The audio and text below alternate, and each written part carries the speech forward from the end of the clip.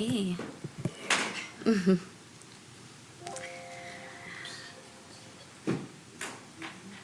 All right.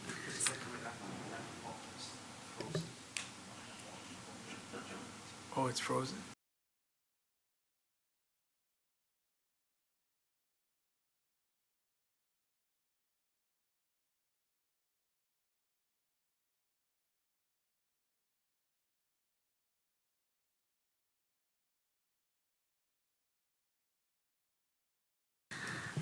All right.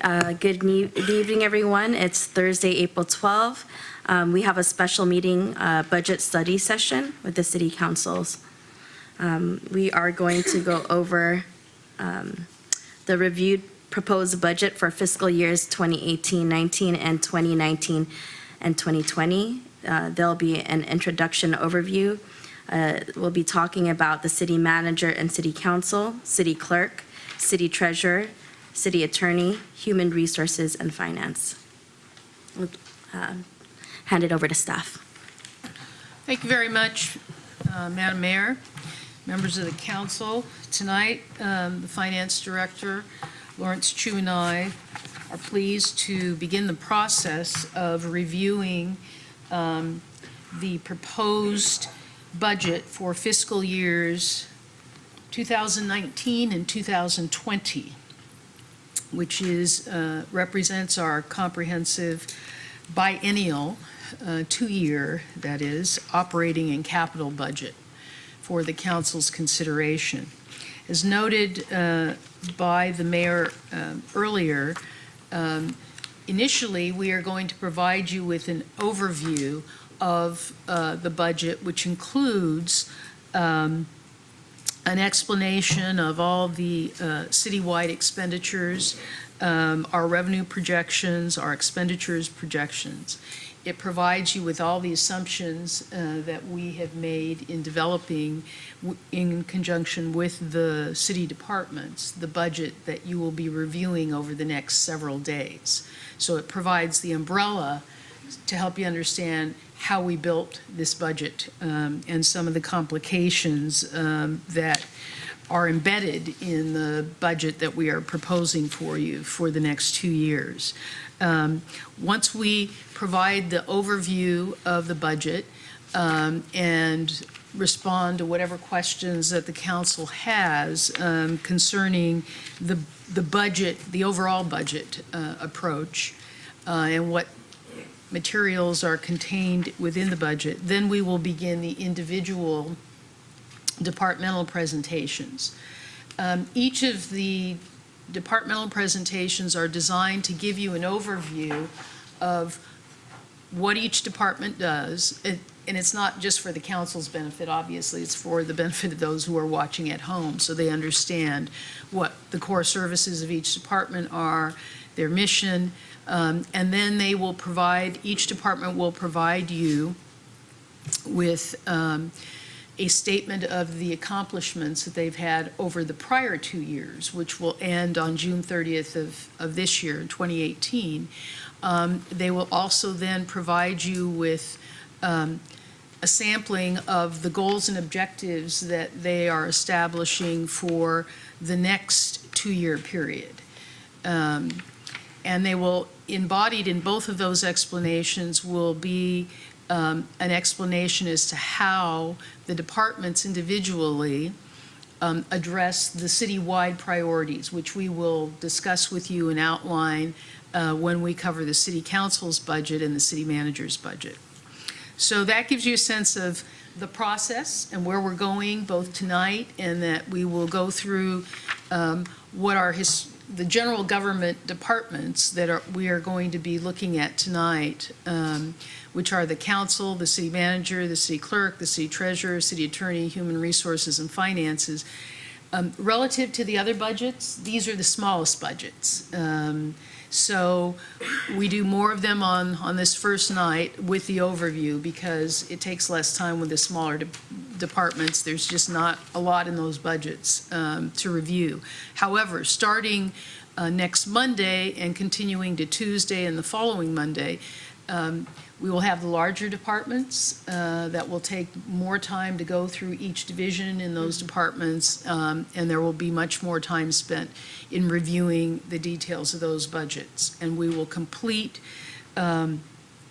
this review period on Monday, the 23rd, and discuss with the council any final direction that you want to make on the budget so that we can then go away and make whatever changes are necessary so that we can come back sometime in May or early June with the final budget for your consideration.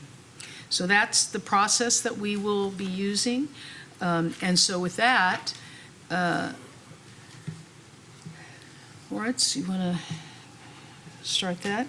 So this provides the council with, and the members of the public who are both here, although it looks like all of our staff are here, except for our planning commissioner. For those who are watching at home, this is an organizational chart that basically shows how the Daly City organization authority stems from the citizens of Daly City, through the elected officials, the mayor and city council, the city treasurer, and the city clerk, and all the authority that the council has over the city attorney, who is a direct report to the council, and the city manager, who is a direct report to the city council, and the appointing authority that the council has for the Recreation Commission, Personnel Board, Library Trustees, and the Planning Commission, all of whom have their authority derived from the City Council's direction to those commissions and boards about what their priorities should be, and the variety of responsibilities that are under their respective oversight. Can I ask a question Yes. about the city treasurer? I know that we have, I don't know what the right word for it, but is the treasurer considered an employee of the council or of the city, or is that I know we did something, and I want to Right. clear up what it is that we Okay, have. so let me provide that clarification. For over 40 years, the prior city treasurer had been an elected official. The role of the city treasurer in the city organization, in the municipal code, establishes that position as an elected position. The city treasurer had the authority to appoint a deputy. And so he appointed a city employee as the deputy treasurer. So when the city treasurer retired, the deputy was appointed by the council to fill the remaining term of the treasurer, the elective term of the treasurer. The deputy city manager, however, as I mentioned, was a city employee who subsequently was promoted as well because her supervisor in payroll retired and she promoted to become the payroll manager. So in recognition of the fact that the city treasurer position has never been a full-time position, the city treasurer was appointed by the council, the deputy was appointed to fulfill the role of the treasurer and, in addition, be a full-time city employee. So Danica Halverson is our payroll manager. She is a full-time city employee. In addition, she has the duties of city treasurer, which are elective duties. And she is fulfilling those duties along with her regular duties as payroll manager. So she is, in fact, an employee of the city. I see. But she's also elected. But also an elected. Now, there has been discussion in the past about the potential for the future of making the city treasurer position a non-elective position, in which case either the current incumbent could continue in that position or someone else could be appointed by the council if that's what the council wanted to do. However, to change it, it would have to go to a vote of the people because it is in the municipal code and it was established as an elected position. But if the council at some point wanted to pose that question to the public and see if they were willing to change that from an elected position to an appointed position by the council, you certainly could put that question before the voters. Is the salary or the compensation, is it separate or is it? Yes, it Okay. is. So the payroll manager gets her full-time compensation and benefits as an employee of the city. In addition, she receives a stipend for her duties as city treasurer. So she gets additional compensation to fulfill the duties of the city treasurer. Okay. And while the duties of the city treasurer are not full-time in nature, they are substantive. There is ongoing work that the city treasurer needs to fulfill each week, overseeing the city's investments, the investment portfolio, and other kinds of things, so that it is necessary for us to compensate this individual beyond just the compensation she gets as a full-time city employee. What is the stipend for our city treasurer? Oh, do you have the information regarding this stipend? Do you happen to remember, Shauna? We'll get you that information by the next meeting. And the way the city clerk's office is structured, it's not the same as the city treasurer? She's not both, or is it the same? So, no, it is different in that the city clerk, the position of the city clerk, while it is an elected position, it is not considered a full-time city employee position. The city clerk, although she works many, many hours in the same way that the city treasurer does, she's free to set her schedule in whatever way she so chooses. So she does not have a full-time schedule as city clerk. And so, although she does receive also compensation, I have it if you're interested. I'm sorry, go ahead. Her biweekly stipend is $832.14. The city treasurer, Right. $832.16. But the compensation that the city clerk receives, in recognition of the fact that she does work a lot of hours, she attends council meetings and that kind of thing, her compensation is greater than that $832 biweekly that the city treasurer receives as a stipend. What is the city clerk do? So the city clerk was approximately $832 biweekly. The city clerk, I will look that up, right, sorry. Yeah, the city clerk will actually be able to tell you that during her presentation. She has the budget sheets, and you'll basically see. But we can, if you can look that up, I Shauna. have it. So the city clerk actually goes from step 1 through step 5. So the bottom step, again, this is biweekly, is $2,287.82. That's at step 1 biweekly. And step 5 is $3,055.32 biweekly. Biweekly. And at this point, the city clerk is at step 5, so she's at Step five. top step. Or I believe she is. I'm sorry? I think she is at step Yeah, 1. I think she is. Yeah, Thank you. you're welcome. Any other questions about the treasurer or the city clerk? Okay. Moving on. So, Oh, I'm sorry, can you go back one more? oh, yes, go So- back, please. The recreation, all the boards, the personnel board, trustees, everything. I know that in some cities, they do have some kind of compensation for them. And has this Daly City ever, in the past, had any kind of stipend or something for the commissions? Not that I am aware of.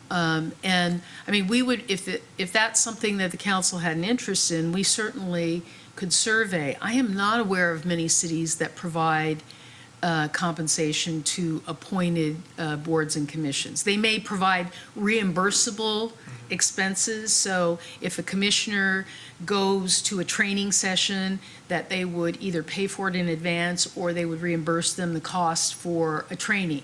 And we have sent planning commissioners to the Planning Commissioners Academy. We've sent library board trustees to library events and that kind of thing, and we will either pay for them, register for them in advance, and the city will pay for it, or else they can be reimbursed. But beyond expenses related to their duties, I'm not aware of a lot of cities that provide like compensation for a volunteer appointment. Okay. I was at a League of Cities many years ago, and one of the discussions that came up with a variety of cities was that very question. And cities said no, and they did not pay, and they found the public incredibly willing to participate. And there was one city that was having some difficulty getting people to fill the positions. It was a small rural community, and the problem was travel, and they did not reimburse people for their travel. And once they started doing that, they didn't have any problem filling the positions at all. So I thought that was rather interesting. Yeah. That was probably 15 years ago at a League of Cities event. I think it's very important that the cities support the training and development of those who are volunteering their time in order to enhance their skills as a commissioner or board member. So it is important for us to pay for them to have appropriate training and that kind of thing. And to the extent that any of the boards and commissions desire to have that kind of training, we certainly make it available to them. Okay. I think didn't we used to have where we would have an annual event with them or something like that? We certainly did. One of the ways that we did recognize the volunteer effort that is involved in serving on a commission or a board was to have an annual board and commission recognition dinner. And so the city used to host a dinner for the boards and commission members. Right about the time of the recession and subsequent to that, we eliminated that particular activity because of the expense involved. And we did it in a couple of phases. First, we used to take people outside of the city to have that kind of an event. And then we started doing it at Larkham Clubhouse, so we kept it in the city. But it was still a fairly big expense that the city incurred as a result of that. And so it was agreed that we would no longer fund that activity. But clearly, if at some point in the future, the city council wanted to reestablish that tradition, then all you would have to do is direct the staff to allocate the funds necessary to be able to do that. Okay.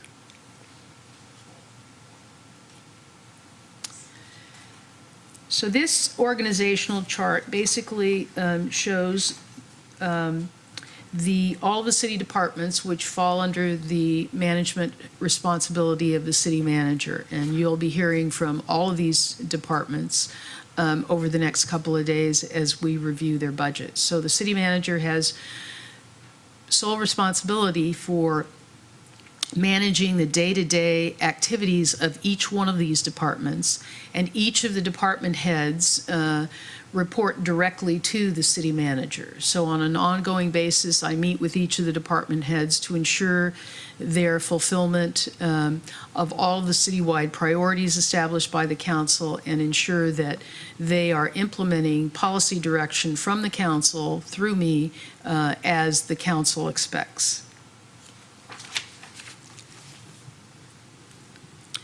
So the council has historically established guiding principles for the city organization and the programming and services that are provided by each of the city departments. The first of those is fostering economic vitality and financial sustainability. That ensures that we're trying to promote economic development, to generate the resources and revenue necessary to ensure the city's long-term financial sustainability. The second guiding principle is to enhance the quality of life for residents. We recognize that what makes a community is the quality of life that people have in the community. And providing programs and services that allow residents to enhance the quality of their lives, whether it be library programs, recreational programs, educational kinds of programming, all of the kinds of things that help residents to grow and develop and to look at the quality of their lives as being enhanced by their local government. The third guiding principle is to promote an aesthetic community environment. That has to deal with the physical aspects or the physical environment of the community, both the land use, the aesthetics in terms of code enforcement and managing the aesthetic look of the community, ensuring that streets are swept, that sidewalks are maintained, and that we're doing everything that we can to provide a community that people are proud of. The fourth guiding principle is to facilitate community building and civic engagement. We do that through all of the various outreach activities in the community, the communications that are sent to the public, both our community newsletter, the Daily News, and our newest outreach tool, which is our e-newsletter, our electronic newsletter, which is the Daily Wire, and to promote the community's engagement in community activities, events, programs, and services, and to help to build community through people being involved in the various programs and services and activities that the city makes available. And the guiding principle, which was the last to be included in recent years on this list of guiding principles, is to create a healthy citizen, healthy community environment or opportunities.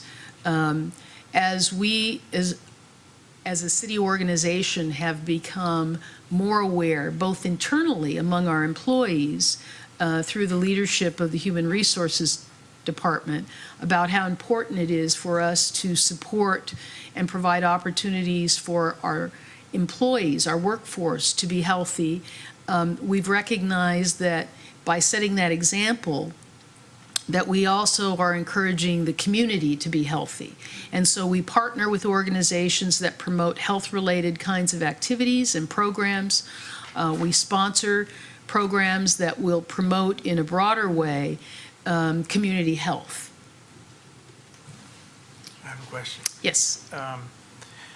So I guess I have several. I'll just throw it out there.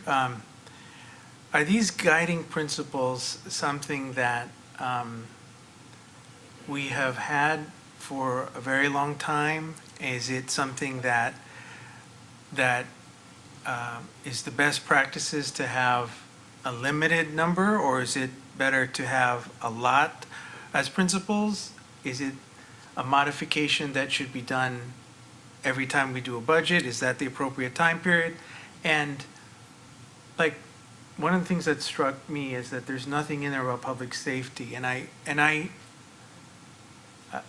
for some reason I just thought it was always something we would have as a guiding principle. But so my questions are, when is the appropriate time? How much can we modify or change it? What is something that, what's the best practice to do that? Okay, so actually, this is the point in the budget review that you have an opportunity to amend, delete, add whatever guiding principles that you would like going forward.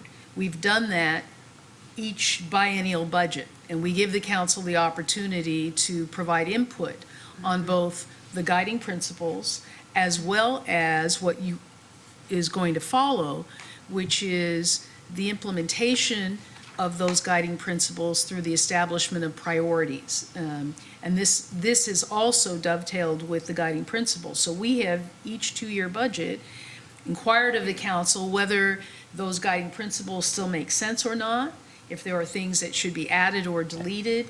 And then also the same is true with the city council priorities.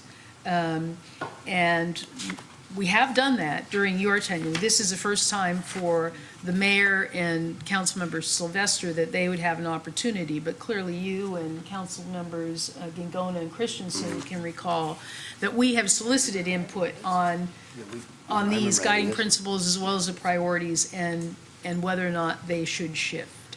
I'll give you an example, Madam Mayor. When a few years ago, when we had, I think 2012, when I had this focus on the healthy citizen, healthy community, we had, along with passing some legislation in the city regarding healthy communities, we were able to pass a bundle of other laws that affected people and our citizens and our employees by way of adding this. I remember specifically having a conversation about the fact that none of our guiding principles reflected the importance of health, not just in our community, but with our employees. And I think that was the way we approached it that last time. So this would be that time to determine whether or not we can go forward with some other guiding principles.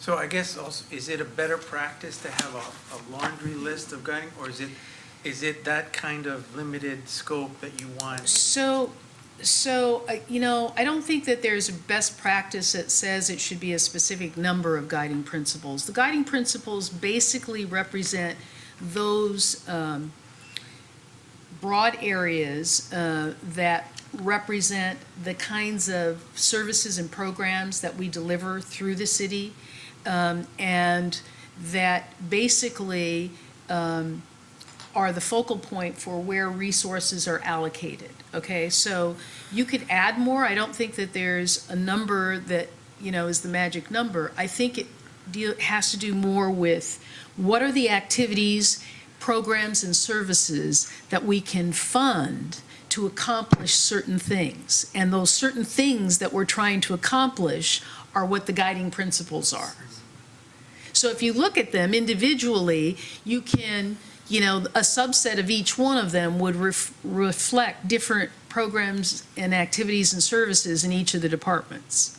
But if there are others that the council thinks need to be added because they represent things that we are doing differently now or that we may want to start doing in the future, then you could add to that. Unfortunately, I think in recent years, one of the reasons why these guiding principles and the citywide priorities haven't shifted a great deal from in each two-year budget is because we've had such limited resources. So by expanding the guiding principles or expanding citywide priorities, contemplates that we're going to be adding resources to be able to do those things because the staff is already pretty stretched with what they're able to do. Doesn't mean we can't add them. I mean, we can set goals, to try and achieve those things, but we are very limited with the resources available. And my sense of it in the past, when we've had this conversation with the council, is that the council has been reluctant to add more things to the list because they know that we have limited staff and limited resources to, essentially broaden our reach. Well, what about things like, I guess I'm trying to figure out if it's a principle or is it a philosophy. I mean, I think of things like may not necessarily have an impact on our budget, but have a way of sort of coalescing around common themes of release. For example, the issue of sanctuary cities, protection of immigrants, human rights. Isn't that quality of life? Yeah, but I sometimes I think that's just so Well, I think that could broad. also fall under facilitating community building Exactly. because those Okay. kinds of activities build community because people feel safe. Right. Yeah. They feel respected, and they feel like the city will take a stand for them. So in essence, like I said, the guiding principles are sort of the overarching, statements of what's important to the council and to the city organization. And implicit in that is the idea that there are a lot of different things that stem from each one of those guiding principles. And so, I mean, you could certainly call out and you could make subsets under each one of the guiding principles and give examples of the kinds of things you're talking about and say, these are the things that we believe facilitate community building and civic engagement. People will be civically engaged if they feel like they're safe, if they don't have to worry, about their immigration status and that kind of thing. If they are afraid of that, then they're not going to be actively involved in the community. Okay. So, Yeah. but I mean, if you wanted to call out under any of those specific things that you think are important to highlight, we certainly can do that. I know in the past that council has had this discussion, and it's very helpful to move to the next slide, which is the things that are the priorities, current priorities, and that's where in the past we've decided if you're going to change how you, what you're going to do under each one of those big ideas, this is where you say, this is the area in which we're going to focus. And over time, that is for true, this and over 2 time, years, we've and those added have and deleted changed things. Yes, quite a we- bit. Yes, we have added and deleted things. Because there have been things that have been accomplished. Then moving on to the next most important thing. And the important thing here is for the council to realize that this is a proposed budget. It doesn't mean it's a final budget. It's a proposed one. So that's why I said earlier that this is the opportunity that you have if there are things that you want to add, delete. This is your opportunity to decide what those things should be. And so, Ray, if you look at number 2, to create a sense of community and personal safety, that's much more specific. And that's one of our priorities. Okay. And we haven't even got to the money part yet. Yeah. It's a coming.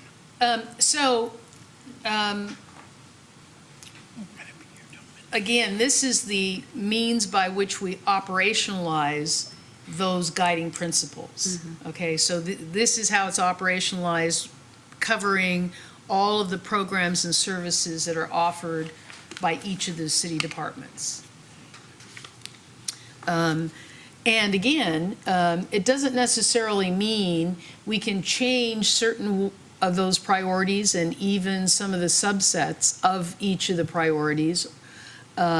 It doesn't mean that it's going to change the mission of those departments and what they're doing. It just means that at any given point in time, that the priorities may be reflected in a different focus, than at another time. And it just, part of the process of having these budget meetings is to get input from the council to see, do these things still make sense? Are there other things that you want to include on that, under any of the priorities, or are there other priorities you want to establish? But again, we need to recognize that we are limited in both staff and resources to expand a great deal beyond what we're doing, because we just don't have the resources to devote to those things. But again, priority setting is all about, well, this needs to rise to a higher level, and if we do that, then something's going to go down to a lower level. And so that's a way for the council to be able to place more emphasis on certain activities within the city departments over other activities. And since you said it's biannual, like, this is the moment in time we actually have a reflection time over seeing if any Right, of the priorities. Each time we, change, each yeah. time we, come before the council with a new proposed budget, then this is a time for you to be able to look at that and then provide input. And it doesn't mean that you have to have the answer tonight, because we do this as the overview, as I mentioned. Then we're going to go through each of the departments, and the departments are going to speak to each one of these priorities and how what they are doing accomplishes those citywide priorities. At the end of our budget review schedule on the 23rd, or if there's additional meetings required thereafter, then that's the point at which the council gives us direction about everything that you've heard over the series of budget meetings. So at that point in time, if you come back and say, I've been thinking about these priorities and I think maybe we should consider X or Y or Z, and that would be the time, after you've had time to reflect on everything that you've heard from the meeting today, all the way through all the departmental presentations, to when we come full circle to say, this is a proposed budget. Are there things that you would like to see included that are not? Would you like to see things deleted that we are proposing and replaced by other priorities that you have? That's the point at which you give us direction. Oh, that's helpful. So basically, over the course of our budget hearings, we're going to have multiple meetings, and then when we have our overview and review at the end, if there's anything that we want to edit, add, or bring forth along the way, we'd be able to do so. Now, I will say, for the sake of moving the process forward, if there, at any point from tonight forward, if there are things that you are thinking about that you can make a note to yourself, or that, and then provide that information to me, because if there's information we have to go gather, to help cull out whatever it is that you're wanting to do, to identify if we were to do something beyond what we have here, what would the impacts be? Would that require more staffing? If so, how would we get the staffing, or how would we reallocate staff to do certain things? If it's going to require additional resources, where would we get the resources? So to the extent that you already have ideas about things as we go along, it would be helpful if you give us that feedback so that we can begin to pull information together for you to consider at the end before you go forward with a final budget. Yeah, and for instance, I noticed, these are the city council priorities, but even more so what we've heard from our residents and community members is just how hard it is right now in finding affordability. And so I feel like one of the priorities that could be included in here is how do we support, as a policy initiative, that the need that, what are we doing as far as affordable housing? And I think it's not reflected in our city council priorities, and something that maybe we can include. Absolutely. Now, when we get into the departmental budgets, you will notice that actually, because of the council's ongoing discussion and direction to me, I have included enhancing, the number and quality of affordable housing units in the city as one of the goals and objectives that the council might want to have going forward. So I did include some information, but this is not your budget. This is just the overview. Yes. And When so we get to your budget, then I think you'll see something related to that in your budget that I've added. But as That's far- it, yeah. Yeah. No, I that's great that that's included in our budget or whatnot. But I think as a whole, like as far as city council priorities, I think it can be embedded in one of the priorities, or even in our guiding principles. I think there is a way to incorporate that, since it is very much a sentiment that we've heard from our residents. I agree.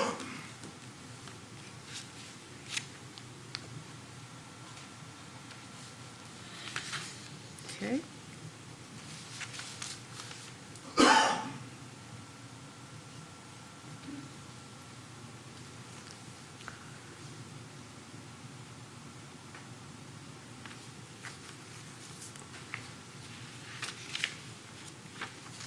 Okay. So, let's see. And we're moving on to city council priorities. Are these numbered just in general, or are they numbered in the priorities?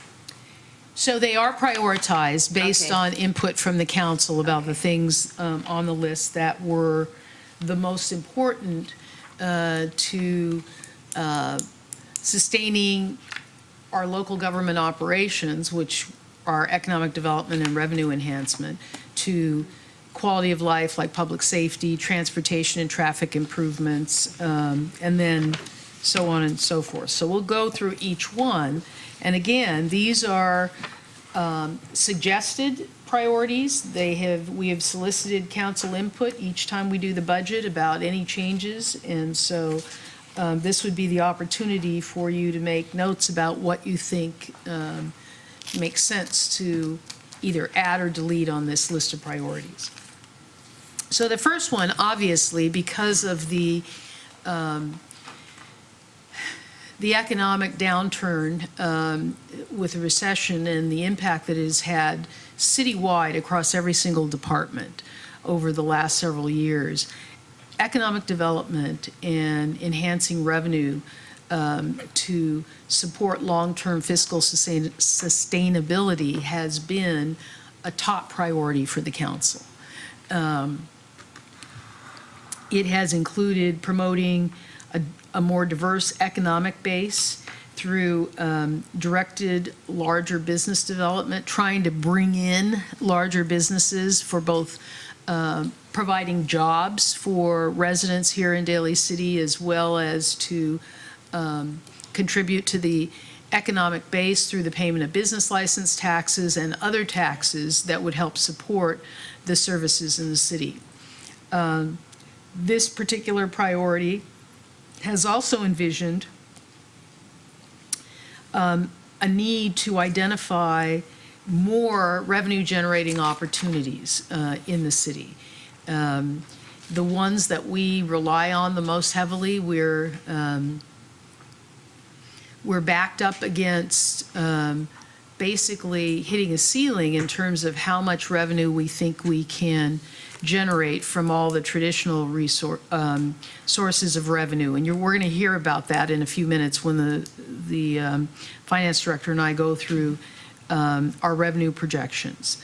But identifying new revenue generating opportunities includes things like hopefully developing a hotel here in Daly City. Hopefully being able to encourage the development of a new auto dealership. Those kinds of activities, particularly because they generate both revenue in the case of the hotel, generate revenue to offset services that are provided there. And then in the example of the potential for an auto dealership, that it generates more revenue than services required for that business activity. So we like to look at a good mix of the kinds of development so that one doesn't just continue to require a lot of city services to support it.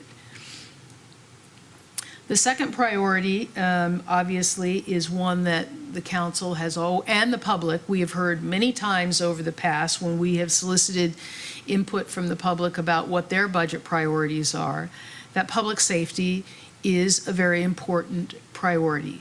It helps to, as we say here, create a sense of community and personal safety. And good public safety services are not only important for the community that live here, they're important for future residents who will consider Daly City as a place they might want to live, and/or future businesses that may want to consider Daly City as the home for their business and to support their workforce living in a community that provides a safe environment for them to live and work. The third priority is transportation and traffic improvements. We have seen over the last 25 years the exponential growth of traffic congestion, both on our highway network throughout San Mateo County and specifically within cities, much more traffic congestion. In conjunction with that, we have had to take a look at the impact that that traffic congestion has on pedestrians in the community, both bicyclers and those who walk throughout the city or walk to public transportation. So ensuring the safety of the public, both the driving public as well as the cycling and walking public, are very important to quality of life, and again, contribute to the overall sense of public safety in the community. Because public safety is not just police and fire service, it is the safety that people have as they traverse around the city, you know, in their day-to-day life.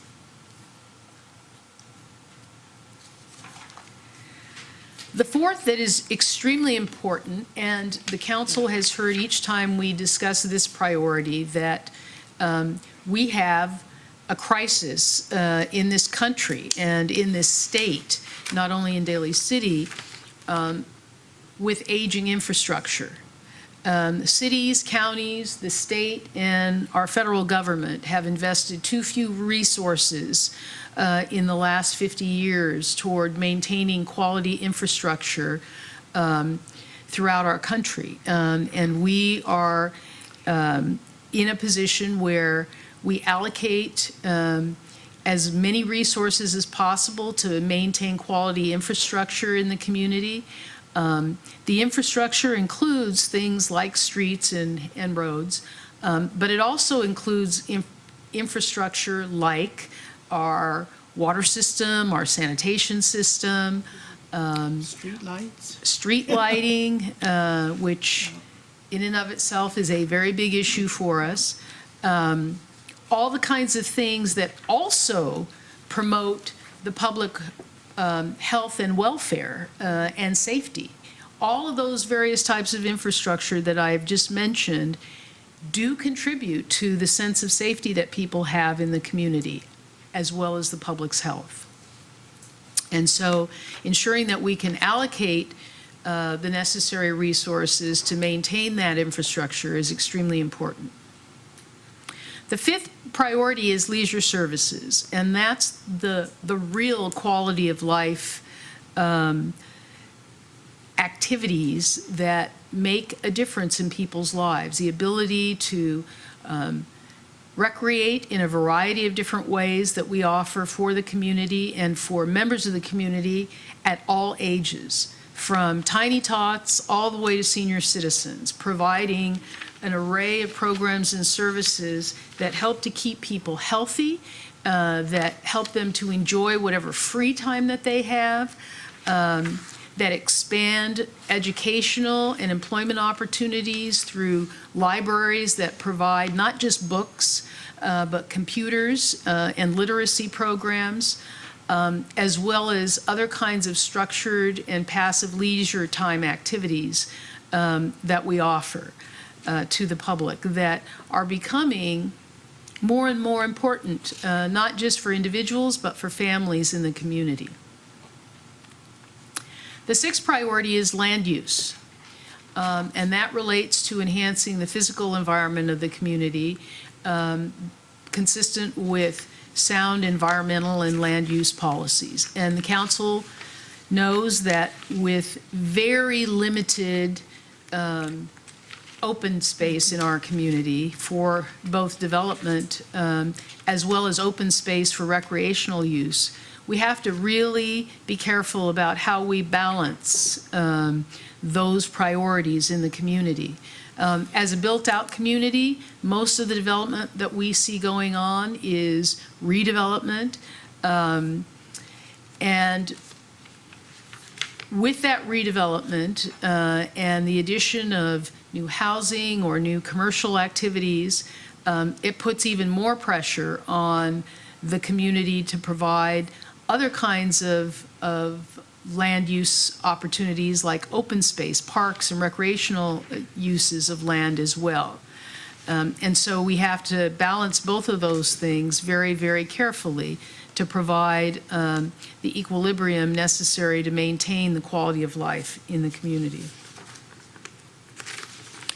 The seventh priority has always been to identify ways that we can make city operations across every single city department more efficient and more effective, to be prudent stewards of the public's tax dollars in the way that we operate. And so we are continually looking for new and better opportunities to do the work of government here in Daly City and do it at less costs, with greater efficiency, and ensure that we are maximizing the use of tax dollars in the delivery of services. The eighth and final priority that the council has established is community and civic support. And that relates to engaging and educating the community to participate in the civic life of the city in a variety of ways, by coming to council meetings, by going to boards and commission meetings, by attending city events, by participating in classes, by making use of the services at the library, at the senior centers, in our recreation centers. Ensuring that the public has access to all of those kinds of facilities, and that when they access those facilities, that they have the highest quality services that we can afford to provide. I have a question. Vice Mayor. So in terms of priorities and how we approach some of the funding that we need to run a city, separate and apart from us, generating revenue and providing whatever we can based on the revenue we have, do you get the sense that Daly City is doing enough to try to partner with private corporations in terms of, and also trying as much as we can to get every single possible grant that's out there? Sometimes I think of things like, for example, our library, and I'm sure we could use some new computers. And I know Daly City PLA is doing a great job helping us with that. But I know that there are other companies that may be interested in funding, let's say, a whole new set of computers if they have if we engage in some kind of partnership with them where they can get some kind of recognition. Some other things that come to mind are like the tennis courts that need some lights. Is there a private corporation who's willing to shoulder the cost of lights if we agree to, I don't know, name the tennis court the Facebook tennis court? I don't know, something. I guess what I'm asking is, are we doing more than just relying on our revenues and tax bases? Do you think a priority could be that we could reach out to more alternate sources of funding that include applying for more grants that's out there, seeking private sponsorship, if you may, of opportunities that may be welcoming to both, corporations and our community? So when you ask that question, are you referring to corporations that are located specifically here in Daly City? Because we are very limited. Yeah, no, I'm not just referring to them. I think corporations that are even outside of us are interested in developing some goodwill in all the communities. And if there's a way for them to get involved, maybe they'd be willing to contribute in that way. So that's what I'm thinking. So we, the staff, and I'll use the example of the library. The library staff, limited as they are, do a very good job of identifying potential grants to support library activities. That in conjunction with, as you described, the Daly City Public Library Associates doing fundraising, outside fundraising to help support the library with additional funds has been effective. It's more and more challenging because every city that has a library is all looking for the same kinds of grants. The Peninsula Partnership, the Daly City Peninsula Library System, they work collaboratively together, and they come up with ideas for funding through the county that can then be implemented across all of the cities. And so as not to be in conflict sometimes with what's already being done by the Peninsula Library Service, the cities don't specifically go after additional money because then it lessens the pot that's available for a PLS. But I think, across every department, if there are particular programs, so for example, in my department, in our sustainability program, I got to tell you, Stephen Stolte has done an amazing job, and you're going to hear about it later in my presentation, about leveraging grant money for amazing things to really move our sustainability program forward, to implement Project Green Space, and expand our tree canopy in the city, to install rain gardens, to engage the community in volunteerism. I mean, he has used the opportunities that he looks for all the time for sustainability grants to be able to really leverage the activities that we're engaged in and expand our reach. And he's one person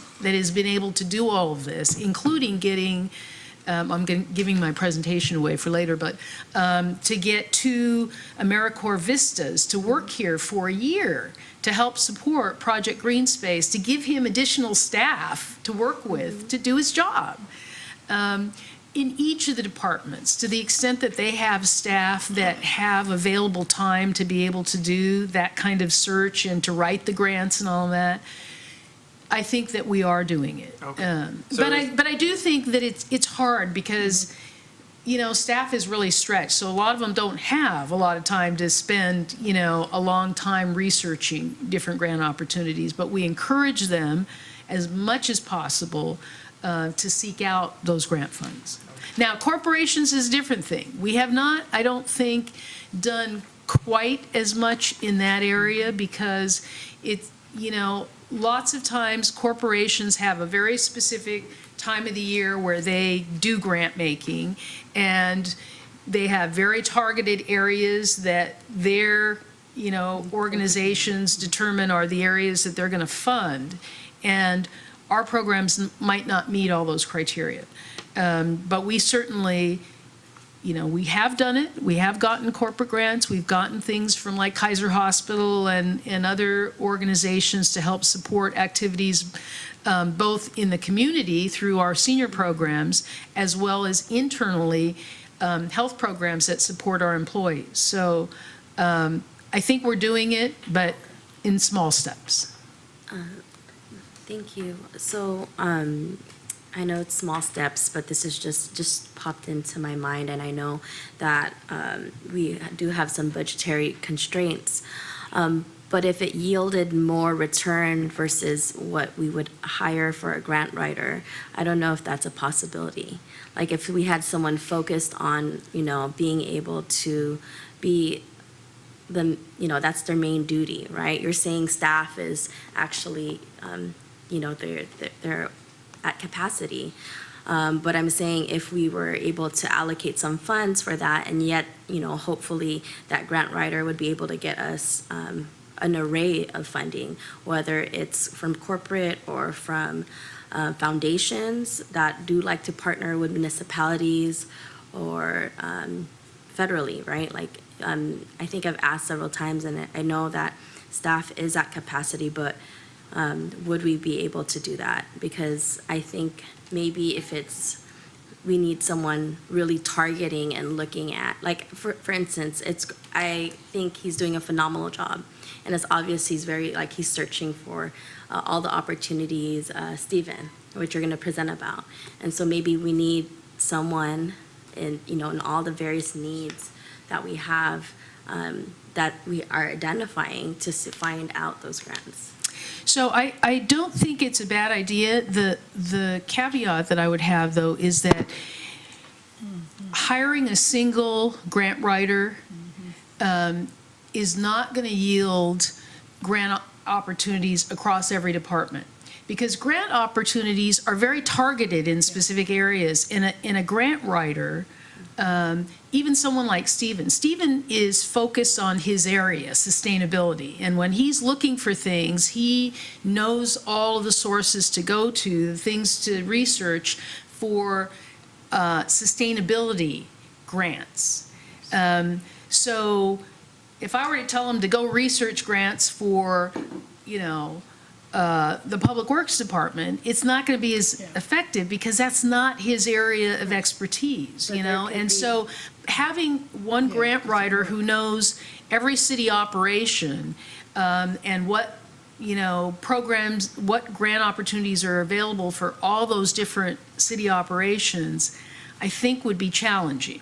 So if you had one area where you really wanted someone to be writing grants, then hiring a grant writer to target that area might yield those results. But it would be hard to cover every single city department with one grant writing position. Sure. And maybe that's how, along the way, things could be allocated to certain departments, right? Like where is there room in some departments that are able to do grants, and where in some areas they have the leeway and some of the areas they don't. I mean, I understand what you're saying. I mean, it's definitely a comprehensive way of looking at things, but I guess we're just looking at ways, as the Vice Mayor mentioned, how do we find more resources, given the fact that, we're here again at budget looking for resources. And maybe, if we do indicate one area, if it's, an area in economic development or public safety, or, I'm just saying in general. Well, public safety does an awfully good job of doing their own grant writing. Okay. They have staff. The police department has more staff than any department in the city.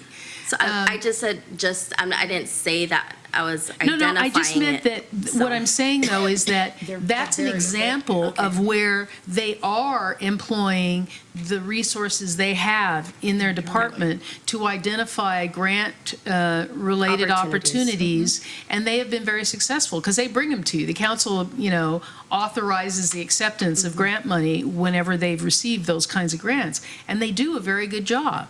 I would just like to have a sense that we're all the departments are trying to reach out and find all available funding opportunities. That's my goal. It's just. Well, I think that that's one thing that I would suggest, that as you go through each one of the department presentations, that you question the department heads about this, because I think you will be surprised that every single one of them will give you examples of things that they have done over time to secure grants for activities and programs in their departments. So it is an ongoing effort. Now, it's not sufficient to be able to gain millions and millions of dollars for us, but it certainly has been successful in providing resources for programs and services that they might not otherwise be able to provide. So I would ask each department head that question. And I might like to suggest that for going forward is that we have either an annual update or something of grants that have been received. I mean, you don't want to bog down every council meeting with all the grants and stuff that, Right. but if we could have it like just a written list. Or even what's been applied for. I'd like to see the activity. And like some, I've actually been on grant reading teams and grant writing teams many times as an educator. And some things are, you just can't get a grant for them because there's no such grant available. They do not generally support salaries and wages. It'll be an introduction 1-year pilot program. It will be a piece of equipment. It will be something like that short term. And I've also worked with grant writers who are usually, like the city manager said, very specific in their area, because when you write that grant, you have to be incredibly knowledgeable about the actual topic, whatever it is. I mean, you have to know the nitty-gritty language. You have to structure everything just right, because the people reading it, they're going to be the people from that specific field, and they will spot a phony a mile away. So An example Yeah. of what Judith is referring to is one that I actually did bring to the attention of the council. When we were trying to get a SAFER grant to restore yes. Engine 95, we did hire an outside consultant to write the grant application. And while it was very competitive, unfortunately, there were just so many applications for the funding that we didn't receive it. But the outside grant writer that we hired was someone who was just, as Very Judith said, specialized. very specialized and very knowledgeable about the SAFER program and how to approach writing that application. I think that individual, while we didn't get the grant, our chances were greater by having hired that individual than if we had written it ourselves. yeah. Councilmember Sylvester. Thank you, Madam Mayor. First of all, I'd like to apologize for being a little tardy. And I'd like to talk about a couple of things. The priorities that we went over, are they in order of Yes. what we feel? They are in the Okay. order All right. of how the previous All right. councils have established them, but they're not Okay. written in stone. They can be shifted Great. in whatever way the council right. chooses. I'm looking at slide number 6. And we basically, as city council and everyone here, staff and et cetera, we are here at the behest of the citizens of Daly City. So as I look at your priorities, I thinking about making, or would like to consider, now I do understand, and this is for brevity, that we can go into further details on each particular priority. This is just like the 30,000-foot level, Yeah. basically, the overview as to what we as council would like to see. But I was looking at item number 7 and 8. Which page? I'm sorry, this would be on slide number, we'll talk about city council priorities beginning with slide number 9, 10, and 11. So, item number 6 I'll talk about is land use. I think that should be moved up between items number 2 and 3, considering our priorities have changed in the area of affordable housing and the need for it. So coming up with a way to, because of our limited land that we have, a priority should be moving towards affordable housing as a top priority. So I would put that between 2 and 3, between public safety and transportation and traffic improvements, because I feel that if it's in between those, transportation and traffic improvements will come. Now, it's just a thought, and I'm sure we can discuss this later on as we move through. Item number 7, government operations. And number 8, I would move number 7 to number 1. Or make number 8, community and civic support, as number 1. Because I say that because of the organization chart, we serve the citizens of Daly City. So they should come first in the chain. So 8, 7, move those up. And lastly, and getting more in-depth, number 1, I will have questions for economic development in identifying and revenue-generating opportunities to expand the economic base. How do we get there? What methods are being used at this particular time? What is the outreach being conducted? Transportation, east-west routes. We have no problems with north-south, but east-west routes. And what can we do as a council to ensure that that comes about? And my last comment, Ms. Martell, I'd like to commend you in the sense of, I know I have contacted you on various grants. You have either, well, not have either, you have taken the initiative to provide a follow-up immediately as soon as you get the information. I'm sure that others may have contacted you, and you are absolutely correct. It takes someone with the knowledge of city operations, because grants can be very, very specific. I know throughout this past year as being here on the council that we've hired a lot of consulting firms. And kind of going down the route that the mayor had mentioned earlier, a specific grant writer, I'm looking more as to the overhead of a grant writing consultant firm who they obtain all the information about Daly City, and I'm sure we can provide it, what our current operations are, and that they move forward and do a grant search on a constant basis. So it's just maybe something that we should look at rather than tasking each department. It's good to task each department because they are the experts in what is needed. But at the same time, maybe they don't have the opportunity to always be on the lookout for these grants. So a collaboration with everyone together to include a consultant firm might be a way to go. So I can give you an example, council member, of one that we actually are using because it is a critical project, and that is the firm in Washington, D.C. that we have retained, the Ferguson Group, which is a government affairs organization.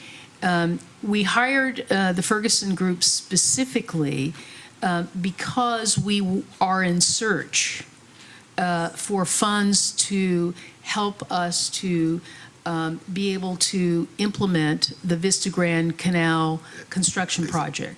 Yes. As I've mentioned to the council in the past, that project is about $110 million.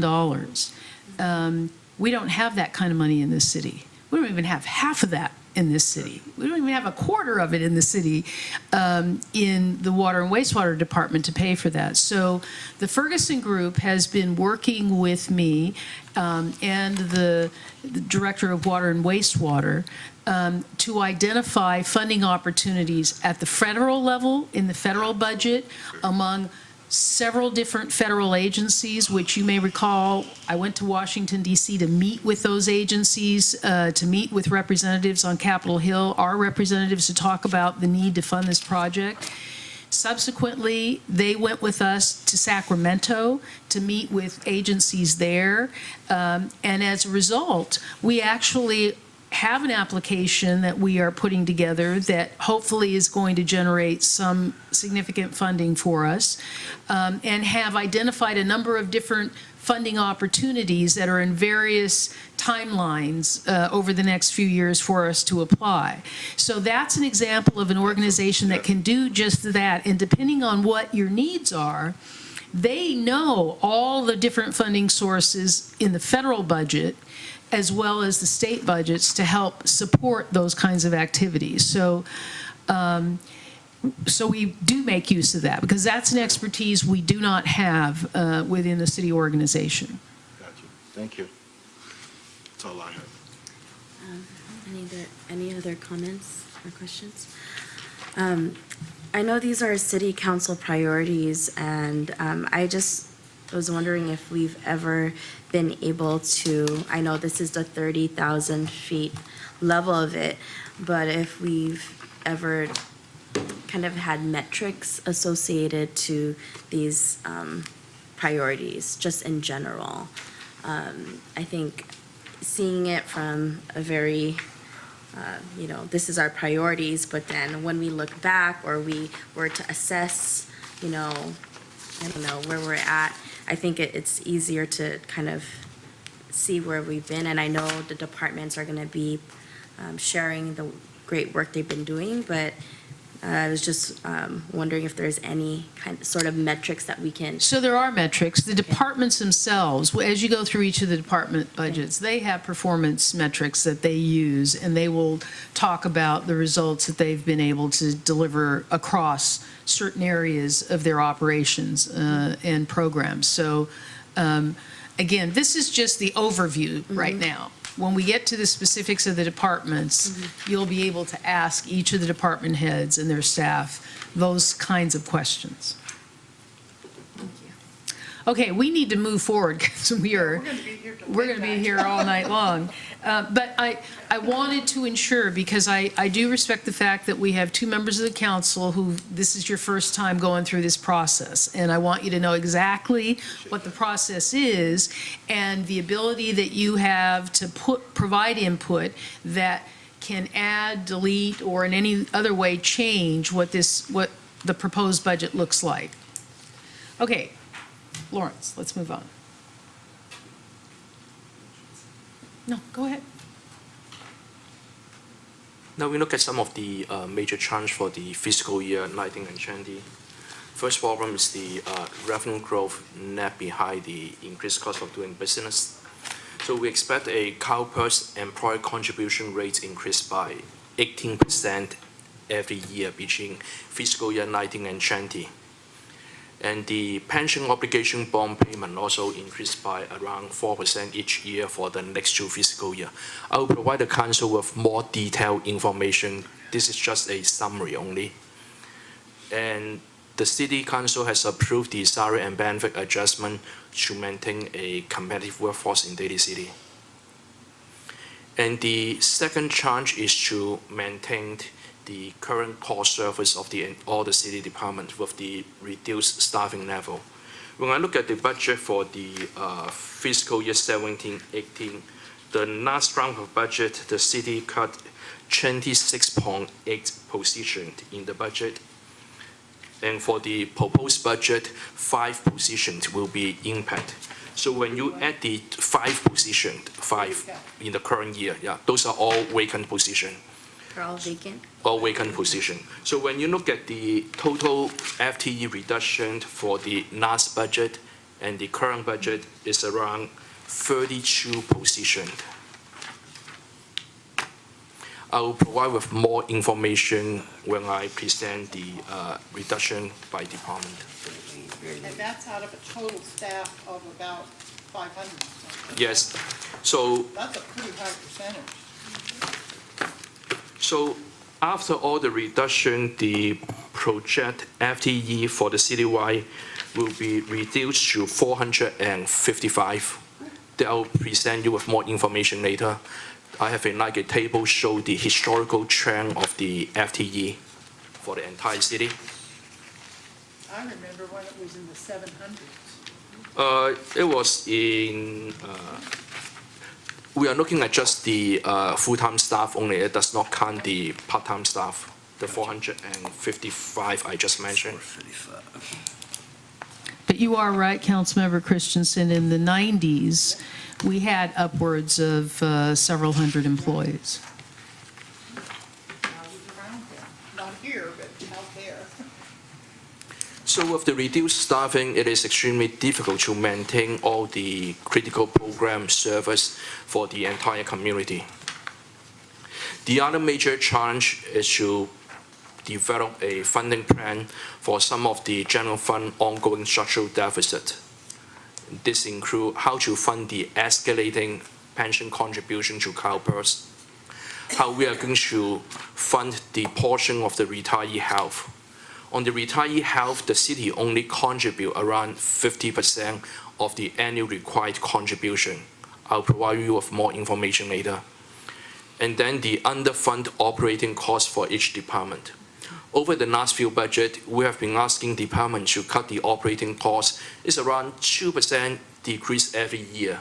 So when you add the 2% decrease every year for the last few years, equal to around 5 to 6% of the total operating cost of the general fund. In addition, defer maintenance of all the city facility. Whenever there's any budget reduction, we only fund the salary and benefit, and we always push these maintenance costs for the city facility in the future years. And the last one is to how we are going to enhance all the revenue and to recover the city costs for providing service to the community.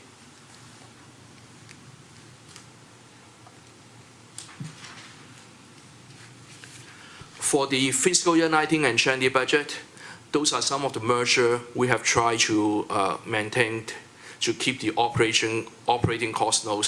This includes we cover only the basic operation only.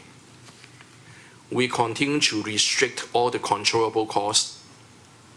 We eliminate all the vacant positions in all city departments. This includes the police department as well. We also continue to implement the prepared cost sharing for all city employees.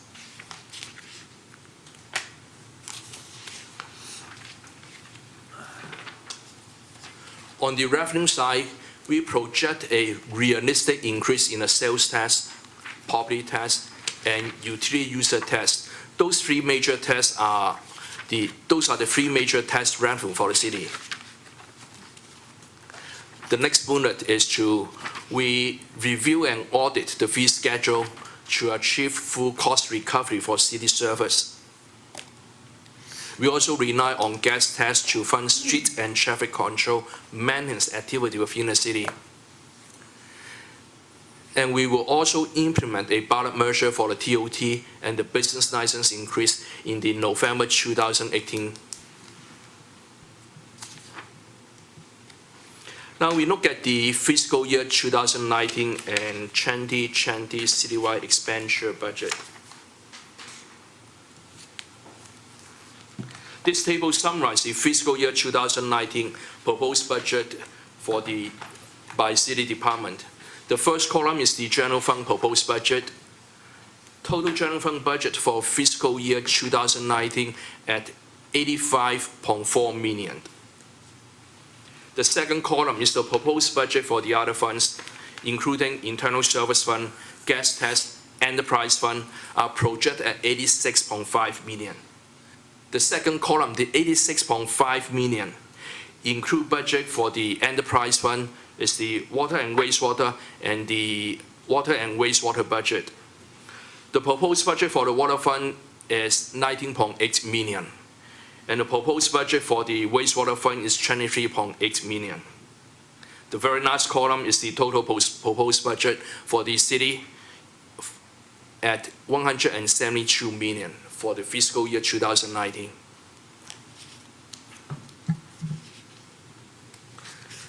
The next slide summarizes the fiscal year 2020 budget by department. I have a question. Column 2, that is additional costs? No, those are the other funds other than general fund. This is outside the general fund. So in library, for example, that 1.3 million would be from what? From other funds, I can provide you with more information when we present the library and recreation budget. Okay, so don't give us this in detail. Because Great. there are other departments, they have like a multiple fund within a department. Right. So we combined all the other funds together to show you, okay, this is the total budget. Total cost to actually run that? Yes. Okay, got it, thank you. Like, very good example is like in library and recreation, general fund is 10.3 million, other fund is around 1.3 million. So the total budget is roughly around 12 million for the library. And when department they present a budget, they have very detailed breakdown, the general fund cost and also what is included in the other funds. Great, thank you. Okay, now we look at the citywide budget for fiscal year 2020. General fund budget increased by around 4.5 million to 89.9 million. The increase is mainly due to salary and benefit adjustments.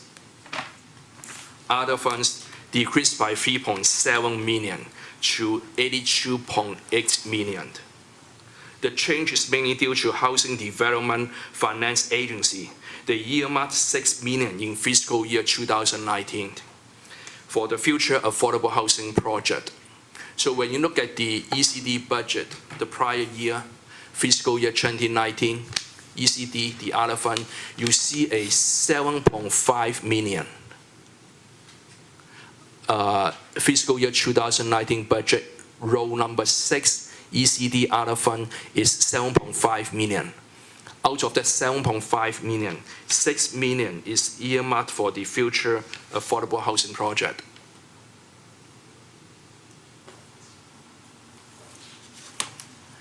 So for fiscal year 2020, the total citywide budget is $172 million.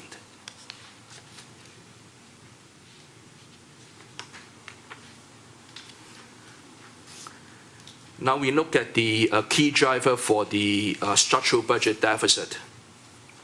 This slide is a high-level summary. I will get into the detail into the next few slides. On the expenditure side, salary and benefit account for over 75% of the general fund budget. Project increase in workforce costs, such as healthcare, overtime, and salary adjustment to maintain a competitive workforce will be a charge for the city budget in the future years. In addition, CalPERS costs are projected to increase 18% annually between fiscal year 2018 and fiscal year 2020. And city contribution to CalPERS will be a major charge and are projected to be an increasing share to the general fund budget. Pension obligation bond debt service payment increased by 4% annually from $3.8 million in 2019 to $4.6 million in 2024. Assuming on a pay-as-you-go basis, the retiree healthcare costs are projected to increase by 5% annually from $3.4 million in 2019 to $4.7 million in 2026. It's worth noting that the numbers that the finance director has just laid out are numbers that are absolutely outside of our control, but they are obligations that we have that transcend the obligations we have for delivering other kinds of services in the city. And while none of us feel good about confronting that, we don't have any other choice. And one of the things that's important for the council to understand is that whereas in the past, when we had several hundred employees, active employees that were contributing to funding our retirement obligations, today we have so few employees and so many retirees that our active employees are not contributing sufficiently enough to fund the rate increases. So, and that's something that we foresee is not going to change in the future. It's just going to keep, and we have some graphs that are going to illustrate for you, but it is a critically important issue. And it is not going to change unless we were to be able to project and tell you with any amount of certainty, which we absolutely cannot, that ongoing revenue for the city would, moving forward, would be in excess of 15%, which there is no way we can project that kind of revenue growth in the city. And not even if we got a bunch of new businesses. That kind of revenue growth is not realistic. But in order to offset those 18% increases that we are obligated to pay before we pay anything else, we are going to face this challenge ongoing between the PERS rate increases, the debt service on those bonds, and that outstanding retiree health. And as Lawrence pointed out, we're not funding all of our outstanding obligations for OPEB going forward. We can't. It's a huge number, and it shifts every time our retiree base increases. The actuarials are completed, that amount shifts. There's no way we can fund it all, and we're not trying to. So in the past, I know some of the employee groups have been concerned that that's such a huge number, we're never going to be able to fund it all, and so we shouldn't try to fund it. Well, we have to contribute to it, but the reality is that we are not funding it all, and we are allocating resources that potentially could, if we were able to fund everything else, could be going to pay down that liability. But we don't have those resources, so we're not paying it down. We're doing the minimum that we possibly can get away with is what we're paying for that. The image I like to hold in my mind when thinking about this is that we've fallen into a river and we're trying not to drown. And we're floating down the river and our nose is just barely out of the water, and occasionally it splashes up over. So we're just gasping a little air just to keep alive floating down that river. We're not actually getting to the place where we can put our feet down on ground and walk out. And you're absolutely right. One last comment before we leave this particular slide. You know, when you look at this slide and you look at the first item, which is the workforce cost, that's what it costs us to pay our employees who work here, who deliver all the services in the city. So at first glance, you might think that those workforce costs, you know, are overarching. And that no matter what, those costs have to be met before anything else is. But as you look down the list, all of those expenditures that we're facing, those huge increases, are a direct result of those workforce costs. So the two are not, they're not separate issues. We don't have a workforce issue over here in terms of costs and then all these other things. They have to be looked at collectively, because in order for us to maintain a quality workforce, we have to be able to pay competitive wages and provide health care and all those things. But it is those very things that we need to do to have a competitive workforce that are resulting in the increases below that, that are making our ability to support those workforce costs much more difficult to achieve every single year. Okay, Lawrence. On the revenue side, the city does not have a diversified revenue base to support the city operation. We are over 65% of the general fund revenue are coming from the property tax, sales tax, and utility user tax. Proposed budget for the fiscal year 2019 and 2020 include the use of $3 million of excess ERAF in each fiscal year to balance the general fund budget. And it is very important to note that the excess ERAF is a one-time revenue and which should not be used to fund the ongoing expenditures. In summary, the project revenue lag behind project expenditure increase, such as the PERS contribution and also the salary and benefit adjustment. Okay, now we get into the detail of the CalPERS employer contribution rate. This chart illustrates the historical CalPERS employer contribution rate between fiscal year 1991 and 2018, and the projection for the next 10 years. The red line above represents the employer contribution rate for the public safety. The blue line below represents the employer contribution rate for miscellaneous. Because of the investment loss during the recession in 2008, CalPERS increased the employer contribution rate beginning in 2013.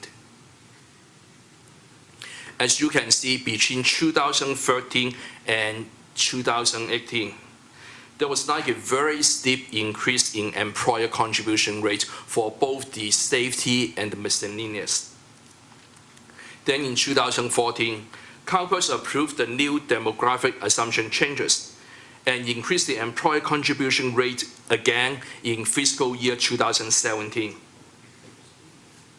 Then in 2016, CalPERS lowered the discount rate from 7.5% to 7%, beginning in fiscal year 2008.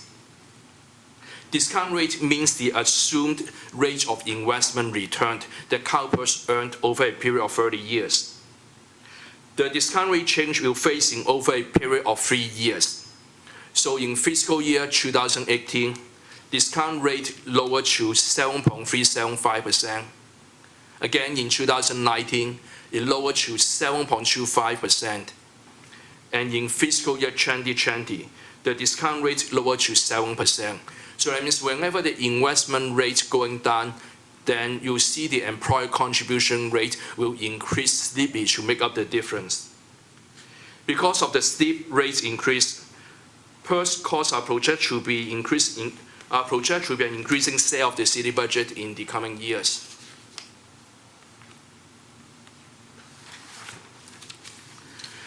This chart shows the projected CalPERS employer contribution between fiscal year 2019 and fiscal year 2028. The red bar above here, the red bar, represent the employer contribution for safety. And the blue line below represent the employer contribution for miscellaneous. And the green line above represent the total employer contribution for both safety and miscellaneous. Projected CalPERS employer contribution increased 18% annually between fiscal year 2018 and 2020. So in fiscal year 2019, the first year of the biennial budget, the projected CalPERS contribution at $15.9 million. This represents a $2.3 million increase from the prior fiscal year. In the second year of the biennial budget, the project CalPERS contribution at $18.7 million, a 2.8% increase over the first year of the budget. When you add the $2.4 million in the first year and the $2.8 million in the second year, it's almost like a $5 million increase in the 2 years budget.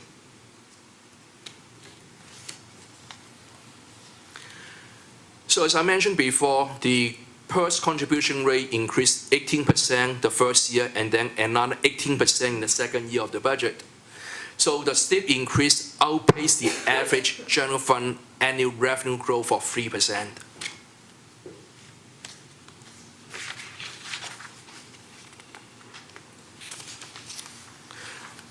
And in February this year, CalPERS voted to reduce the amortization period from a 30 years to a 20 years. Just like you pay instead of a 30 years mortgage, you have to pay off the mortgage in 20 years. Effective June 30th, 2019. This means any investment gain or loss recognized in June 30, 2019 will have a 20 years of amortization. This will impact the employer contribution rate beginning in fiscal year 2022. It is projected that miscellaneous contribution rate will increase by about 1% in the next 10 to 15 years. And the safety contribution rate will be much higher. So the change is in addition to the chart that I shown in this slide. Any question on the CalPERS rate? Yes. Mr. Lawrence. I just have one question. When these rates go up, employees who work for Daly City, are they under contract that the city will pick up a certain percentage? The city has a employer contribution that it makes separate from the employee contribution. Our employees contribute themselves, and they always have. Yeah, well, what I'm getting is, with the rates going up, do the employees then have to pay a little bit more? For the employee, for the safety is always like a fixed at 9%, but their bargaining unit, they do have like some additional cost saving, cost sharing. For the miscellaneous employee is 8% employee share, and there's some bargaining unit, they do have like additional cost sharing, but most of the increase will be picked up by the city budget. So that means it will be either the general fund or other funds that pretty much like pick up all the CalPERS employer contribution rate increase. So the short answer to your question, council member, is no, they don't automatically have to increase their contribution as the rates increase. And if they do, It's a negotiated agreement that they will contribute some amount beyond what they are obligated currently to provide. So in the course of negotiations, the reason why, as Lawrence pointed out, some of the groups pay an additional amount is because they negotiated that agreement to pay in exchange for an additional benefit they received. So we cannot just impose that employees would pay for those increases that CalPERS has imposed on us. But we as a city remain responsible to pay? We Or- certainly do, yes. Okay, thank you. From our projections in the past, have they been pretty much, as we project, like 2 years prior on, especially the CalPERS, has it been, when we finish our budget, is it usually on the same amount when we? The target amount is pretty much like it's right on target. Usually there might be like some adjustment, maybe around $100,000 or $200,000 variance. Okay. But pretty much it's very accurate because we have CalPERS provide the rate, and then we have the city actuarial do the individual actuarial report. So that means we compare those two together. So it's only like usually it's around $100,000 to $200,000 variance. Is very accurate. Okay, thank you. Now we look at the CalPERS unfunded accrued liability, the changes between fiscal year 2015 and 2016. Total pension unfunded liability increased by 43 million, or a 38% increase from 115 million in 2015 to 158 million in 2016. And due That to should make your heart skip a few beats right there, just that change. And due to all the CalPERS actuarial assumption changes, it is projected that the pension unfunded liability will be increased significantly over the next few years.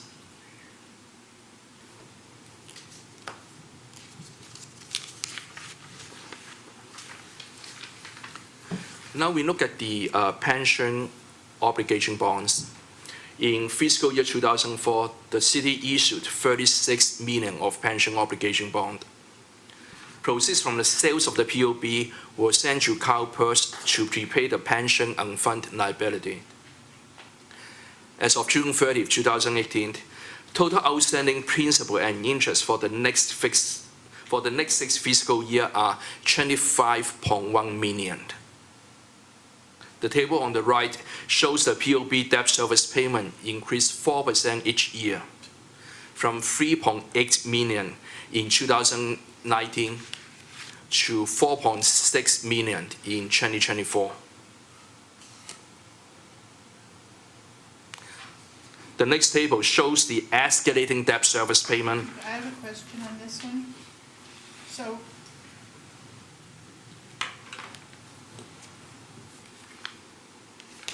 the bond, the pension obligation bonds are paying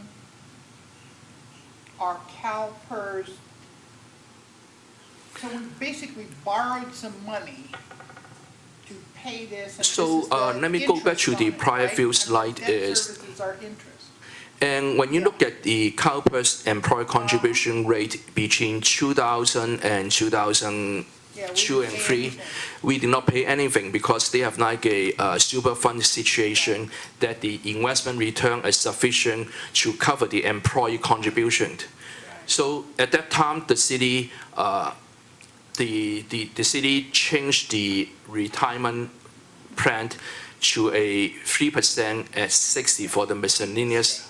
So it's the enhanced retirement formula that essentially that this pension bond is paying for. So in 2004, it's expected that once the city issue the 36.2 million POB, it will pay off all the unfunded liability associated with the enhanced benefit at that time. But unfortunately, CalPERS, once we send the money to CalPERS, they lost quite a lot during the 2018 recession and housing market collapsed.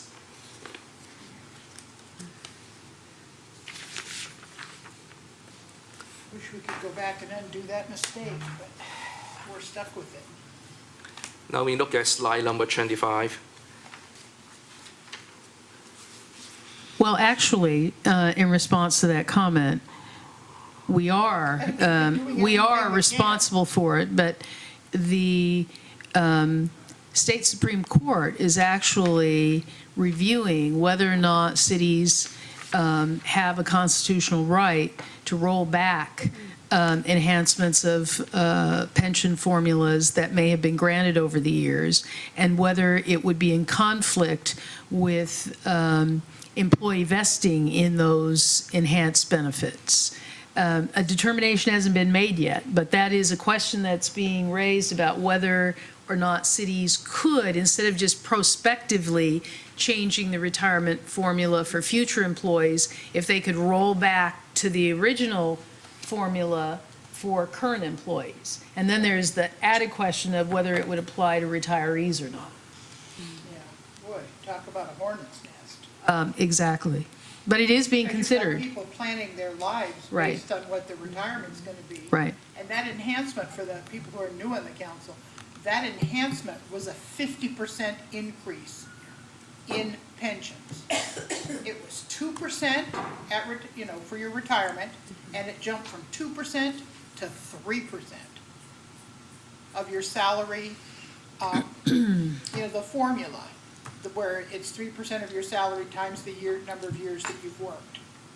So that was a huge increase, and people have planned their lives based on that, but we can't afford to pay it, so it's an ugly situation all the way around.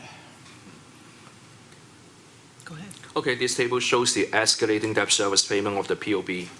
The debt service payment increased 4% annually from 3.8 million in 2019 to 4.6 million in 2024. And the escalating annual debt service payment of 4% outpaced average annual revenue growth of 3% per year. And this, you did say, but I lost the year. When will this be paid off? You'll be paid off in 2024. Oh, okay. So we are like 6 more years. I'll live long enough to see it, all right.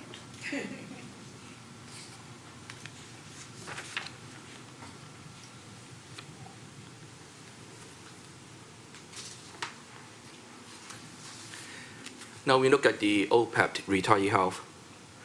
As of June 30, 2016, the OPEB unfunded liability is estimated at 59.5 million. On a pay-as-you-go basis, projected OPEB costs will increase by 38% from 3.4 million to 4.7 million in 2026. The blue bar below represents the general fund share of the OPEB, and the green bar above represent the other funds like the internal service fund, enterprise fund, and so on. So for the fiscal year 2019, the general fund share of the OPEB is 2.5 million. And in fiscal year 2020, the general fund share of the OPEB is 2.7 million.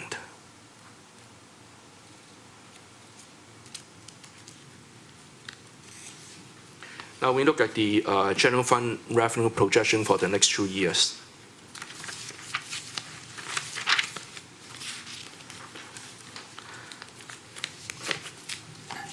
This table shows the performance of the general fund revenue for the current fiscal year 2018 and the projection for the next 2 fiscal years.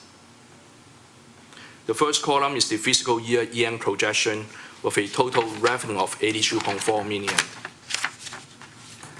The second column, highlighted in green, is the fiscal year 2019 general fund budget with a projected revenue of 81 million. The last column is the fiscal year 2020 proposed budget with a total revenue of 84 million. Now we look at the property tax, the first line item, property tax. Property tax is projected to increase to 33.6 million in 2019 and 34.8 million in 2020. This represents a 3.5% increase for each fiscal year. And the increase is mainly due to strong home sales in the Bay Area and high assessed value from the county assessor office.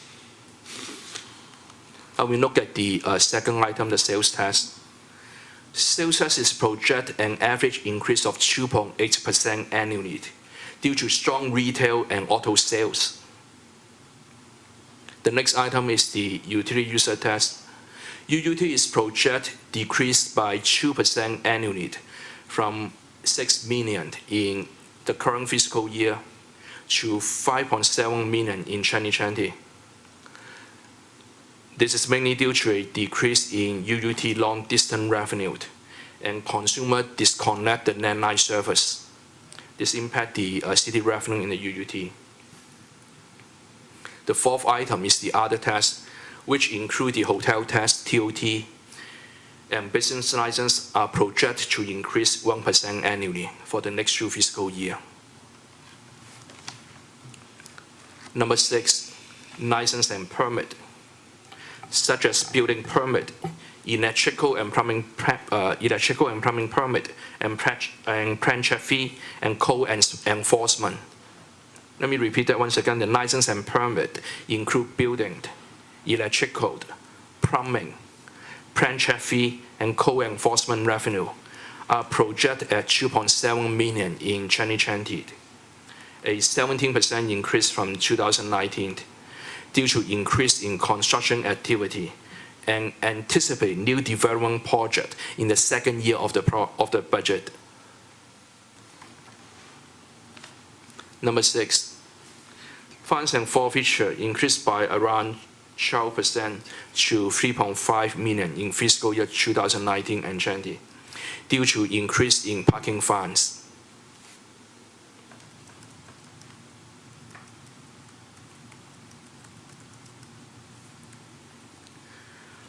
Item number 9, charges and fee.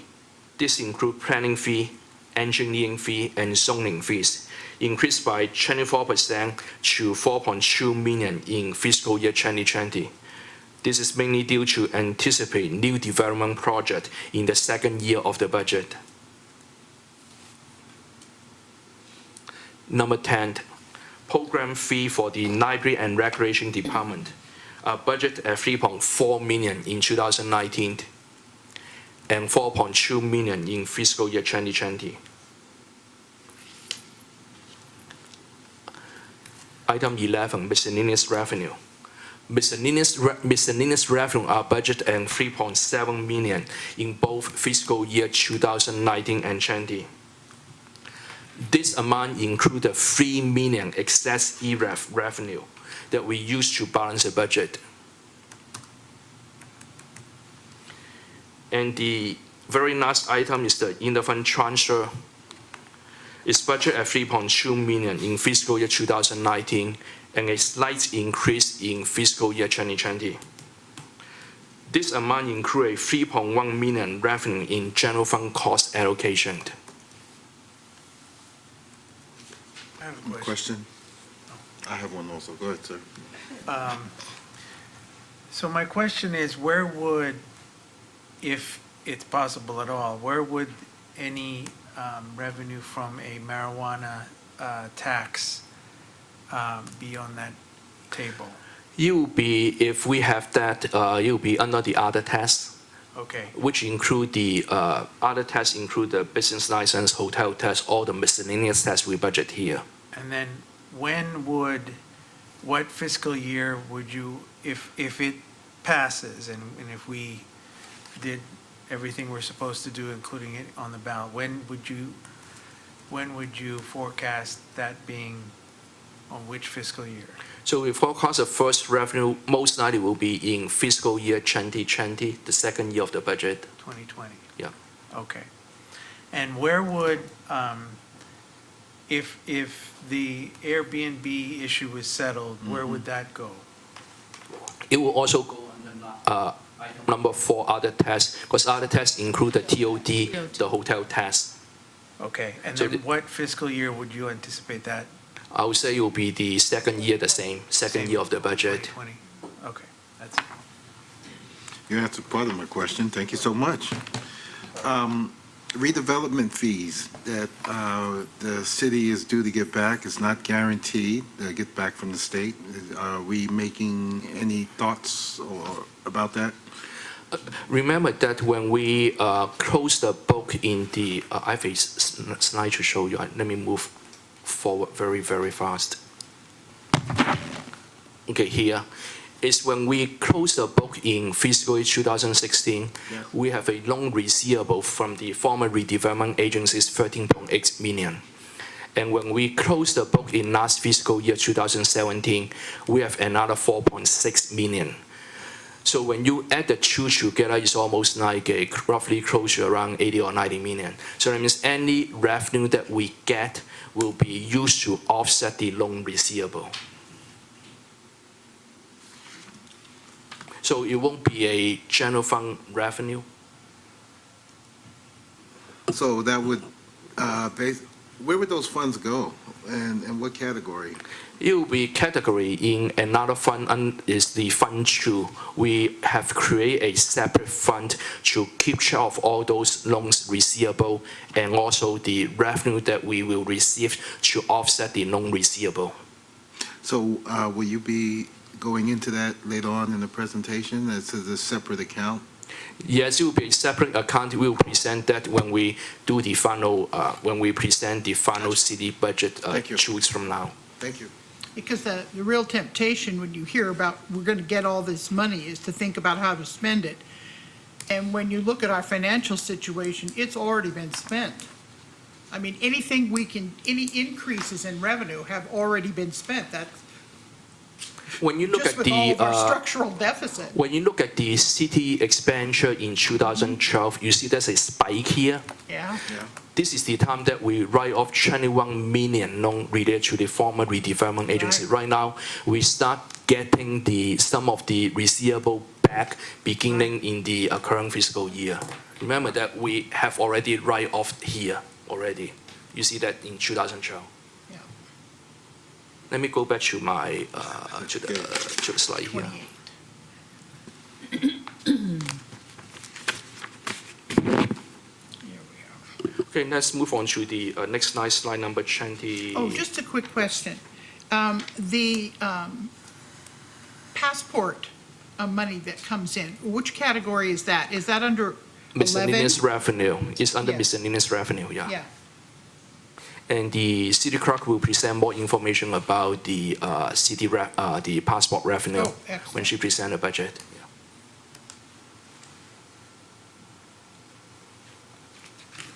Okay, now move on to slide number 29. This pie chart shows the general fund revenue by category. Total projected general fund revenue for fiscal year 2019 at 81 million.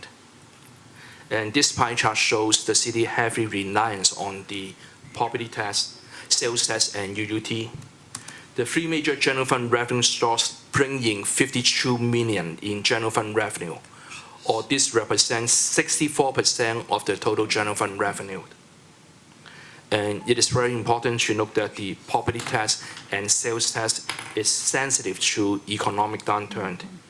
Any change in local economy, home sales value, and unemployment rate will have a huge impact to the general fund revenue.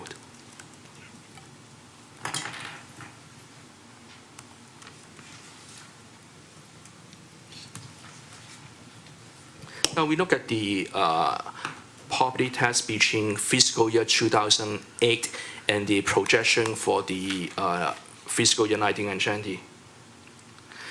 When you look at the property tax, you see that due to the housing market collapse in 2009 here, the following year, the property tax decreased by almost 95% in 2010. You don't see that right away. You usually see that like in the next year and the following year due to the foreclosure of a lot of like home in Daly City. And since 2012, the property tax has stabilized. It is projected that the property tax will increase by around 3.5% annually to 33.6 million in 2019, and another 3.5% increase to 34.8 million in fiscal year 2020.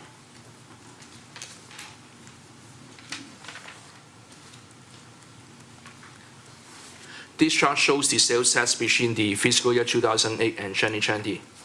The green bar on the right are the estimate for the current fiscal year and the projection for the next 2 fiscal years. This chart shows the sales tax is highly sensitive to economic downturn. Sales tax dropped by almost 15% in 2010 due to recession, and project sales tax increased by 2.8% annually to 12.3 million in fiscal year 2019 and 12.9 million in fiscal year 2020. This is mainly due to the strong retail and auto sales in Daly City. This pie chart shows the Daly City does not have a very healthy mix of retail, commercial, and industrial business. When you look at the chart, over 92% of the revenue are coming from general retail, transportation, and food products. And those 3 categories of sales tax are highly sensitive to any economic changes. The general retail include department store, furniture store, and drugstore. Transportation include new and used auto sales, auto repair, and the revenue from the gas station. And food product, we have a lot of like a very good restaurant in Daly City. And we have like a supermarket, so they're bringing a lot of revenue. So it's more in Daly City, so we can get more sales tax revenue. Okay, now we look at the UUT between fiscal year 2008 and 2020. Projected UUT revenue decreased by 2% annually, from 5.7 million decreased to 5.7 million in 2020, which is 16% below the peak level in 2008. In 2008, the UUT revenue is approximately 6.9 million, and now we project at 5.7 million. This is mainly due to the consumer, the resident, they drop the landline service at home. We talk about the excess EREF revenue. Now we look pretty much the next 2 slides will be focusing on the excess EREF projection for the next 2 fiscal years. And the excess EREF is a minimum funding requirement for the school in California. And each year, the county and city get back some of the property tax revenue when the revenue are in excess of the amount needed to fund the local school. In recent years, the state has increased the funding for the school, which translates to high draw from the county EREF statewide. And in California, only San Mateo County, Marin County, and Napa County, they get the excess EREF revenue. And this is mainly due to high property value in these 3 counties.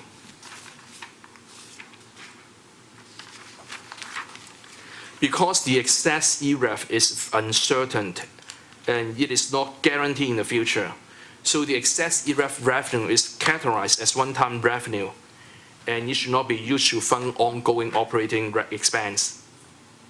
So any excess EREF revenue above the budget will be used to replenish the general fund reserve. The table below shows the excess EREF revenue the city received between 2008 and 2017. The green bar on the right are the projection for the fiscal year 2018, 19, and 20. In order to balance the budget, we use one-time revenue of excess EREF, 3 million each year. So that's an important thing to note here, because the council has established a very long-standing fiscal policy that we don't use one-time revenue for ongoing expenditures. But because we've taken the position that excess ERAF would be used to replenish general fund reserves that we have used in recent years to balance the budget,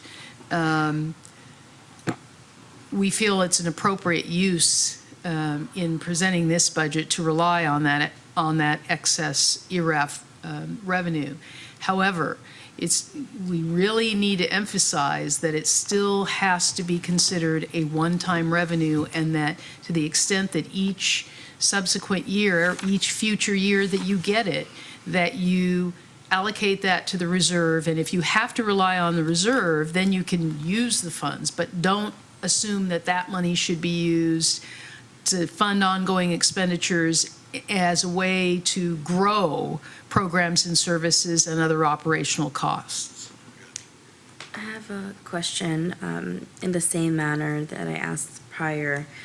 With the projection for ERAF, when we get the actuals, what is it, the target? What is the variance when we project for ERAF? Fiscal 2018, I think we are very close on the target. It's around 3.4 to 3.5 million, very close on target.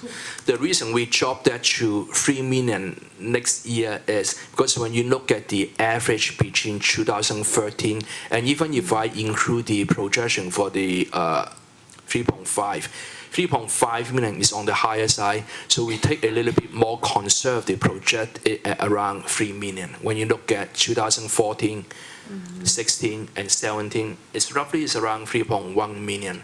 Do we assume the property value of Daly City will keep on going forever?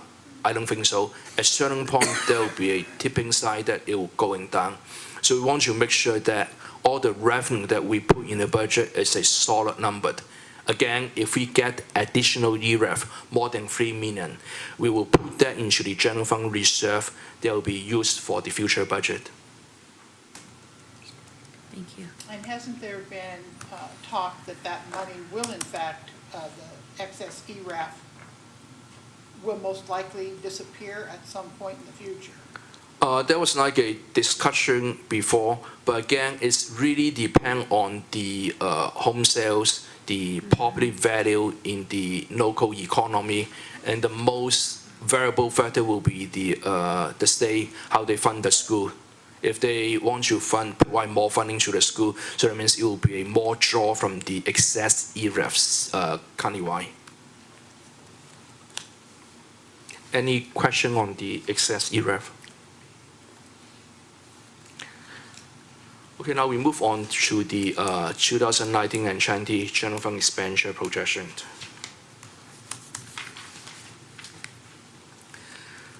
The general fund expenditure are divided into 7 major categories. The first category is salary and benefit, which make up 75% of the general fund budget. This item include employee salary, benefits, and retirement, such as pension payment to CalPERS. The second category is service and supplies. It makes up around 10% of the city budget. This item include animal control costs, police crime net fee, parking ticket processing, police range expense, election expense, professional service, phone charges, and utility charges. The third one is the program cost just for the library and recreation department only, the third one. The fourth category is other charges, including bad debt, education expense, membership, education, and lease payment, which is only about 2% of the general fund budget. The fifth category is the fixed charges from the internal service fund. This includes building maintenance, general insurance, information services, mail and messenger service, postage, telephone charges, and vehicle expense. The sixth category is the capital outlay, which is mainly for the police and fire equipment. So they budget around $200,000 for each fiscal year. The last category is the transfer out. This is mainly to account for the general fund transfer to the senior center. For the fiscal year 2019 and fiscal year 2020, the general fund subsidized the senior center operation by around $450,000 each year.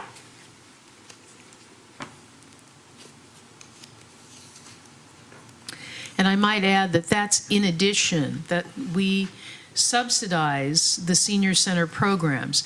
We get funding from the county for the food program. We get funding annually from the Dolger supporters, and but we still need to subsidize it because the program there is not able to cover the costs. So even if we ask for a donation for meals, then it doesn't cover the cost of operating the senior centers.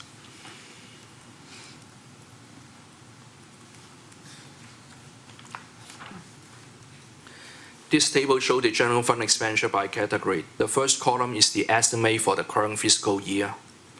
The next two columns highlight in blue are the proposed budget for the next two fiscal year. Project budget for fiscal year 2019 increased by 4% to $85 million.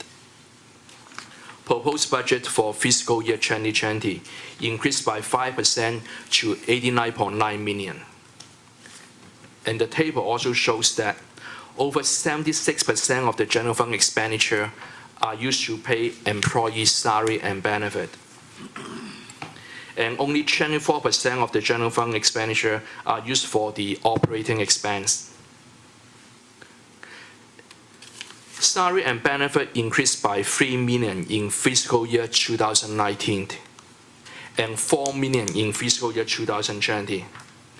This is mainly due to CalPERS rate increase, pension obligation bond debt service payment increase, and also salary and benefit adjustment for city employees.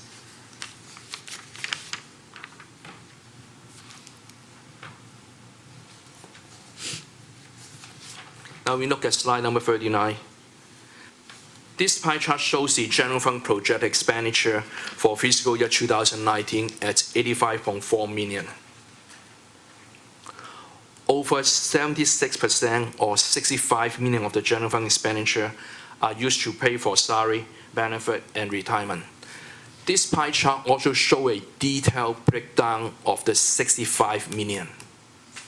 So of the $65 million, the 75% of the general fund budget, almost like half of them, 46%, is used to pay for employee salary. Around 12% or $10 million is for the employee benefit, like the employee health plan. And 17%, or roughly is around $15 million, is used to pay for CalPERS.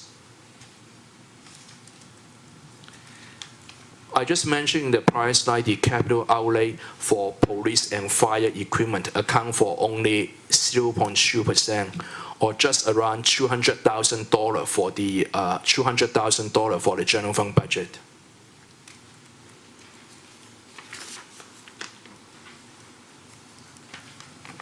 Another way to look at the general fund budget is the proposed budget by department. We look at slide number 40. Public safety, include police and fire, make up 63% of the general fund budget, or $54 million. Library and recreation at 12%, or $10.3 million of the budget. The entire general government at 8% of the general fund budget. Non-departmental include retiree health, miscellaneous charges, operating transfer out, and the service and supplies is around 6.5% of the general fund budget. And public work in the last round of budget, they have already moved a lot of the general fund operating costs to other fund. So the remaining 4.1 million represent the park maintenance budget.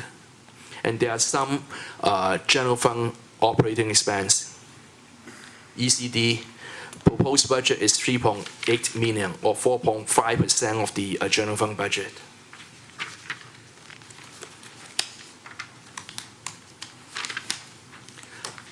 We just look at the general fund revenue and general fund expenditure. Now we put the two pieces together to look at the general fund summary.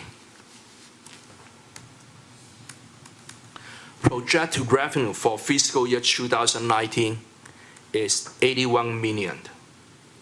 And the projected expenditure is 85.4 million, resulting in a general fund deficit of 4.4 million in 2019. And the proposed deficit for fiscal year 2020 is 5.7 million. So when you add the two together, it's almost like it's over 10 million budget deficit for the next two fiscal year. I would like to point out that the proposed budget for fiscal year 2019 and 20 already include a 1.5 million reduction in each fiscal year.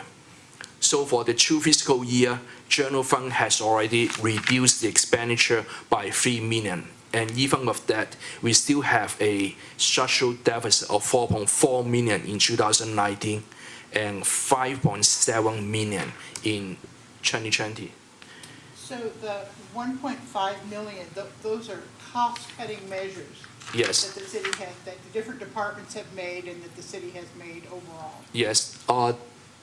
Slide number 44 shows a detailed breakdown of the reduction. I can go over that right now.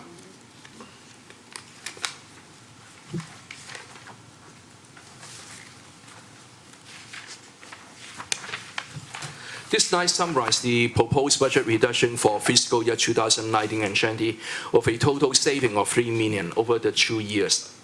General government reduced the operating expense with a total saving of $200,000 for the 2 years. Excuse me, Yes. Lawrence, I see you skipped number 43. Do we have to go to 44? Yes, I'll go or- back to 43 Okay. soon, yeah. Okay, you go back, okay. Yeah. Thank you. ECD will eliminate one vacant senior building inspector position and add 2 building inspector positions with a general fund net impact of $200,000. Library and recreation will eliminate 1 vacant recreation program supervisor position and 1 vacant library assistant 2 position. They will also increase the fee and reduce program expenditure with a total saving of $400,000 for the 2 years of the budget. Police department, they will freeze 2 vacant police officer and 2 vacant police sergeant positions. They will also reduce operating expense and hourly staffing with a total saving of 2.4 million for the next 2 years.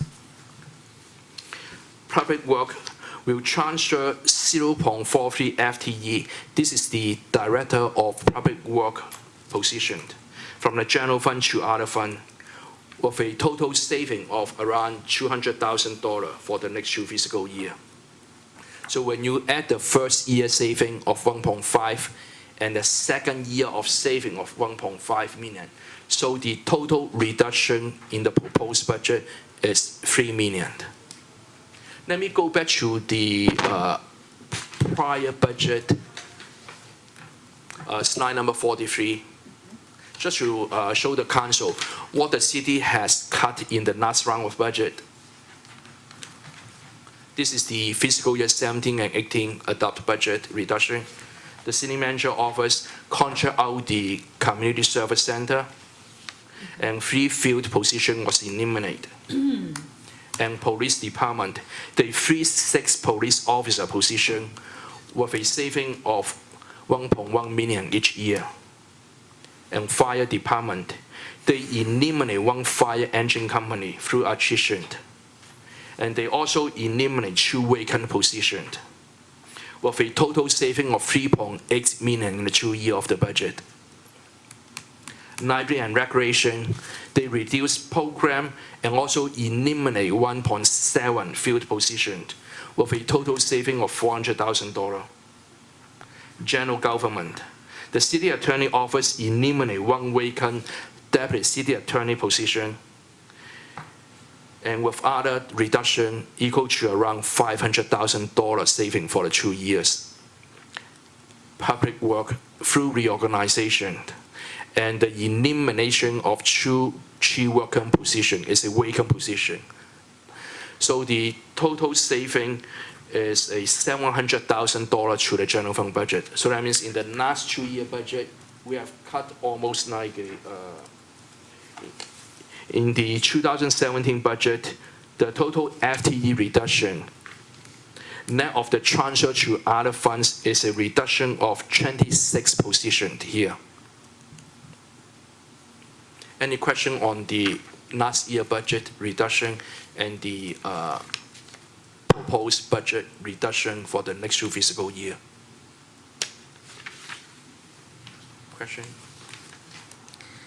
So to put it in perspective, and you'll hear it more directly from the departments as you see the individual presentations, the impact of all of these budget balancing strategies that we've had, with only a few exceptions, has had a serious impact on our ability to continue to deliver services at the levels that historically we were previously able to provide services. And I say with only a few exceptions because in certain instances, budget balancing strategies that were implemented actually resulted in equal or better service at less cost. So an example of that was when we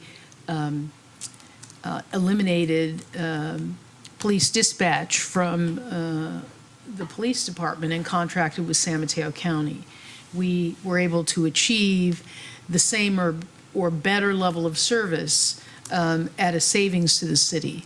But in most other areas, these budget reductions have resulted in less service and minimal savings because, as you see, as Lawrence has shown you from what we had previously reduced in the budget and what we are now proposing to reduce in the budget, the more that we keep eliminating positions, it reduced costs for a period of time to help us to balance it, but we have never been able to achieve, even with all of these very, very draconian reductions, we haven't been able to achieve in and of itself a balanced budget. It still has required us to use reserves to balance the budget, even with those reductions. So it is having a huge impact on every single one of the operating departments and their ability to continue to provide services. And I've said to the council a number of times over the years, we used to say in Daly City years ago that we do more with less. But the reality is that since the recession, we have to do less with less because we just don't have the staffing to be able to continue to deliver services at the level that we used to. And it's having an impact. It is stretching the staff in every single city department to the absolute limits of what they're able to do. It leaves very little free time for staff to be able to pursue new initiatives or to take on new activities because they can barely do what they need to do each and every day that they're at work. And of course, the public expectation is not reduced. I know a lot of us probably up here, my colleagues as well as everyone else, hear complaints from the community that says, well, you used to do. I mean, that's how it usually starts off, and it's, yeah, we did used to do, but we can't afford to do it anymore.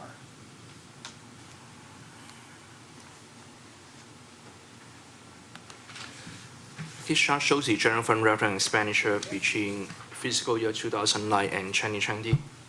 The blue line above represent the revenue projection, and the red line represent the expenditure. So between 2009 and 2012, general fund revenue dropped slightly below the expenditure. And in the current fiscal year 2018, the general fund revenue barely equal to the expenditure with a little bit surplus of around $600,000. So the projected expenditure for fiscal year 19 and 20 is much higher than the projected revenue, resulting in a structural deficit of 10.1 million over the next 2 fiscal years. Again, this is mainly due to the CalPERS employer contribution rate increase, OPEB cost increase, escalating pension debt service payment, and salary and benefit adjustment to maintain a competitive workforce. Now we look at the general fund reserve projection for the next 2 fiscal years. The city reserve policy is to maintain general fund unassigned fund balance equal to 15% of the annual budget expenditure. In fiscal year 2019, 4.4 million will be used to balance the budget. So the projected general fund will drop to 21.5% in 2019. In the second year of the budget, 5.7 million will be drawn from the general fund reserve to balance the budget. And the general fund reserve will be reduced to 12.7 million, or 14% of the reserve target.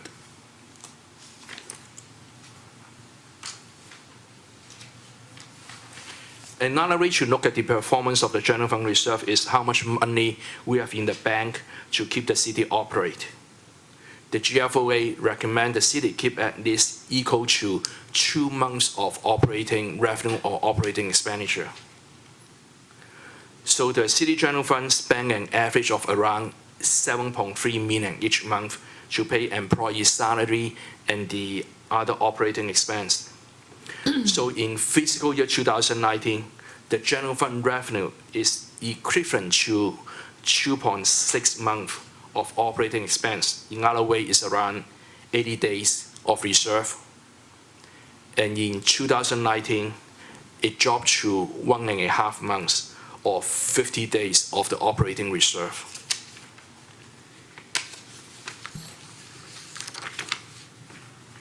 Now we look at the historical staffing level between 1985 and 2018. When you look at the staffing level in the current fiscal year 2018, it is pretty much the same what we have 30 years ago. In 1985, we have around 452 FTE. 2018, it was 460. And since the recession in 2008, the FTE have reduced by 16%, and we have already cut 93 positions. So the FTE has dropped from 553 positions in 2008 to around 460 positions in 2018. And at the same time, when you look at the city population between 1985, it's around 82,000, and the projected population for 2018 is 110,000, which is a 34% increase over the last 30 years. But our staffing level remain the same. With the current reduction of additional position, so the projected general fund FTE will be reduced to 455 in fiscal year 2019 and 20. Now we move on to the next session. I'll turn this over to City Manager for the City Manager closing comments. Okay, thank you. I have a quick question before we proceed about the redevelopment agency. I know, unfortunately it dissolved in 2012, but at that time when we did have the redevelopment agency, was there any funds that we would receive from the state? The redevelopment Mr. Chu just provided a little while ago an explanation of the outstanding loans that are now being returned to the city, but it's going to be over an extended period of time. Okay, but if there was, for instance, in the future, if the redevelopment agencies were reinstated, were there state funds that were allocated to the different agencies? It's just a general question. No. So in No. fact, when the redevelopment agency was created in Daly City, part of the reason why we have these loans that are being returned to the city is because the city used general fund dollars as loans to get the redevelopment agency activities moving, because we didn't have revenue to do redevelopment activity initially. So the redevelopment agency envisioned that over the life of the redevelopment project areas, that with new development and activity, that revenue would then be transferred back to the general fund. Unfortunately, the life of the redevelopment agencies were cut short prematurely, so we never were able to realize the repayment of those loans. So the city's general fund, until we receive the money back from the state, essentially, we're still out the money that we use to seed redevelopment activity. And that's, I see, yeah, and that's what was stated in the document. And do we know how much we get every year? So, very rough estimates around $800 to $900,000. Again, you take over 20 years to pay off the loan receivable. Okay, thank you. I have a And that's question. not a hard and fast number, right? That's It all depends on the property value. So that means it will change slightly each year. somewhat flexible. Vice Mayor? Could you go back to slide 46, Lawrence?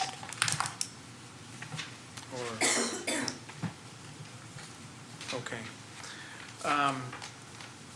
So my focus of my question is how good are we at these projections? And so my first question is, for example, in 2017, the actual projection for our general fund reserve as a percentage of expenditure is 28.4. What was the projection that we made prior, so what was the projection we made during the time we had to study the numbers? Remember let me go back to the price slide, in 2017, the general fund revenue is roughly around 86.5 million, which is not much higher because this include a loan receivable of 4.6 million from the former redevelopment agency. And also at the year end, there was some additional projection, mainly due to the increase in construction activity. So ECD, they realized additional revenue in that area, that resulting in a positive fund balance in 2017. So I just want you to answer the question about what was the actual projection. Let me see. I understand the reasoning and things like that, but I wanted to know how good were we at these projections? Let me look at the spreadsheet.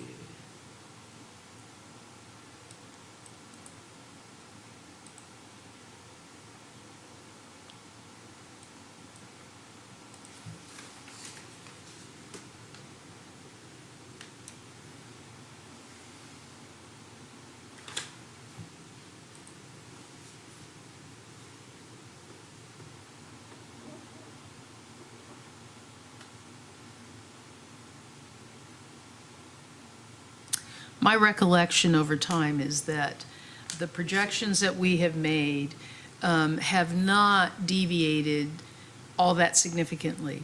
But for one-time revenues that might have come through that we didn't expect, that increased the amount of overall revenue. But because we didn't consider that ongoing revenue, it was segregated out.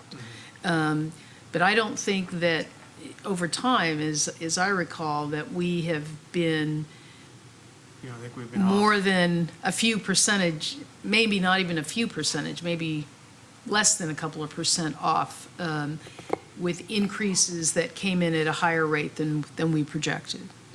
And in 2017, the project revenue is 77.7 million. And the actual result when we close the book is 86.4 million.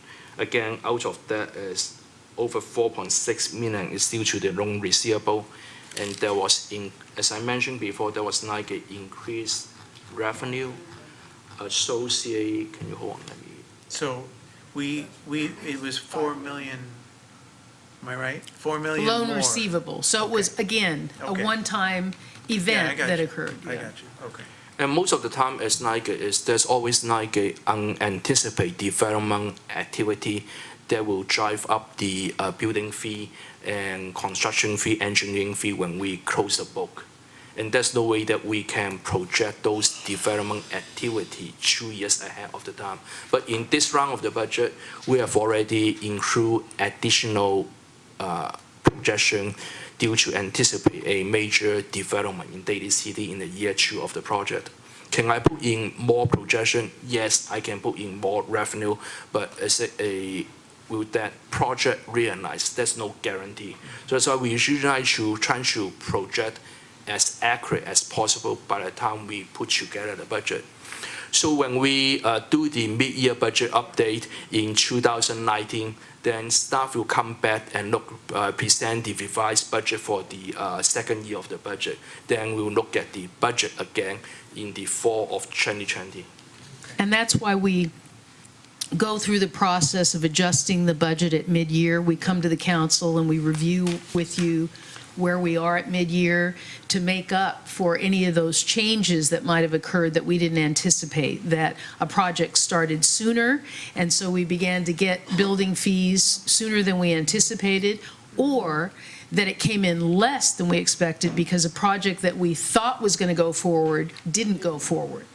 And that has happened. You know, another example of those deviations from what you might expect is sales tax. So everyone has assumed that because there's been an expansion of Ceremony Shopping Center that our sales tax revenue should be up by huge amounts. Well, it may over time, there may be increases, but we're not seeing a huge spike that we can attribute to the development over there.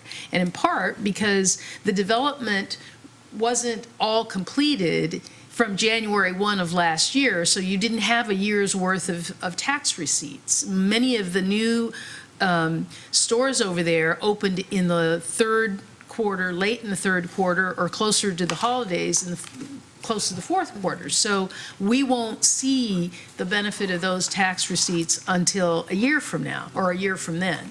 So, you know, we do the best that we can to project with all the tools that we have. We also use our consultants, Muni Services, that assist us with our sales tax analysis, and they follow trends, and they've followed what Daly City's sales tax receipts have been over a long period of time, and so they use their best, projections to give us advice about what we should be thinking of in terms of what a reasonable increase of sales tax would be without being overly optimistic, where we might then budget based on that, and then it may not turn out to be, in fact, an accurate projection.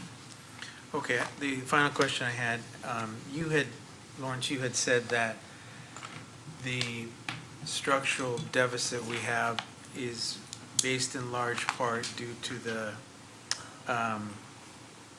expenditures we had on pension obligations and salaries to be competitive, things like that. What I'd like to find out is what are the percentages of, for example, what the pension obligation is? Like, which is the higher categories, pension obligations, or was it salary increases? What's the percentage of I that? can show you right away. It's right here. When you look at that, is the highest one is the salary increase. Okay. Because it's like if you have like a 5% increase of the 39.6 million, it's like a very high dollar amount. The next one will be the retirement. I guess my question is, I saw that chart, but my question is, does that reflect the increase in expenditures? Like, does the 46%, does that mean that that's the big chunk of the expenditures that increased, and that's why we have more expenditures? No, that the 46% include out of the 85 million general fund expenditure, 46% is salary, 12% is benefit. Right, that's not my question, though. My question is, you said that we had an increase in expenditures because of 3 factors: OPEB, salary increase, these pension obligations. So my question is, of those 3 categories, give me the percentage breakdown of how much those increased. I hope I'm making myself clear. I don't know if I'm... Thanks, Pam. I think it's in here someplace. Maybe not as a percentage, but maybe as a dollar amount. There's a dollar amount, but not a percentage. I think that's going to require an additional calculation, Okay. which was not presented in the sense of, you want to know the increase for each particular category. and Yeah, I how want it to relates. know, I Gotcha. can What show was the you right biggest here. one? Give me just 1 minute. Okay.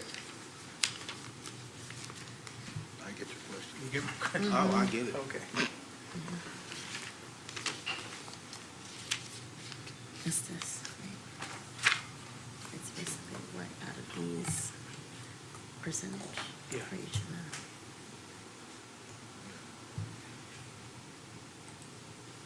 I think later on down the line, it's good to have that information, because this is not over yet, Yeah. but it's something to follow up on. Are we going to go past a certain hour, or is it, did you plan on having everybody? Well, no, we have the listed departments from your schedule, which is city manager, city council, we have human resources, we have city attorney. We're going to do all that tonight? Well, that was the plan, yes. I have the answer for you. Okay, all right. Let's go back here.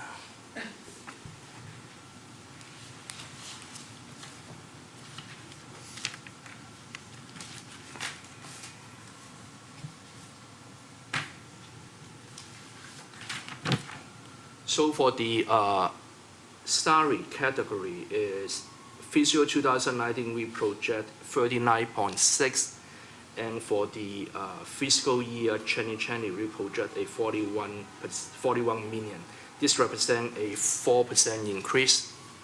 And for the benefit is 10.4 million for 2019. It increased to 10.9 That's million. not the question. Yeah, Lawrence, I think he's asking, so if you reference page 18 and you talk about the pension, is that correct, Yeah. Vice Mayor? Pension obligations, OPEB, out of those, and PERS, out of those particular obligations we have, what is the percentage? Percentage of what? Of what, yes. So, You okay, need the total Of the dollar increase. amount, No, and no, what so- percentage of the overall increase that is? yes, yes, The yes. So what we really want to know is what the dollar amount is for each one of those costs increase, Right. and then compare that with the percentage to the total budget, or just to what? No, I don't If we need have to the compare. dollar amounts, we're good, we're good. I don't need to compare it to anything. I just want to Okay. know. Like retirement going up by around 15%, citywide the general fund benefit going up by around 5%, salary is around 4%. That's what I wanted to know. That's what I wanted to know. Okay, so the salaries that, the big pie that went up, So, It's the salary. yes. okay, and then the pension obligation was what? Pension obligation going up by around 4%, and the 4%. retirement is around 15%. Okay, and the salary was Salary is around 4%.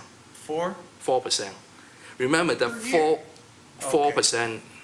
The 4% is the 4%. Let me show you again. It's general fund expenditure. It's the debt service.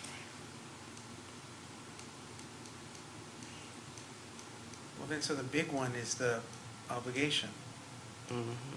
the pension obligation. The pension total It's a 4% going, 4% of the 39 million. So that means like once you add 34% to 39, so it jumped to 41.1 million. Okay. Small percent on a higher number. But when you look at retirement, it's a very high percent on a lower number. So it means like retirement is 14.8.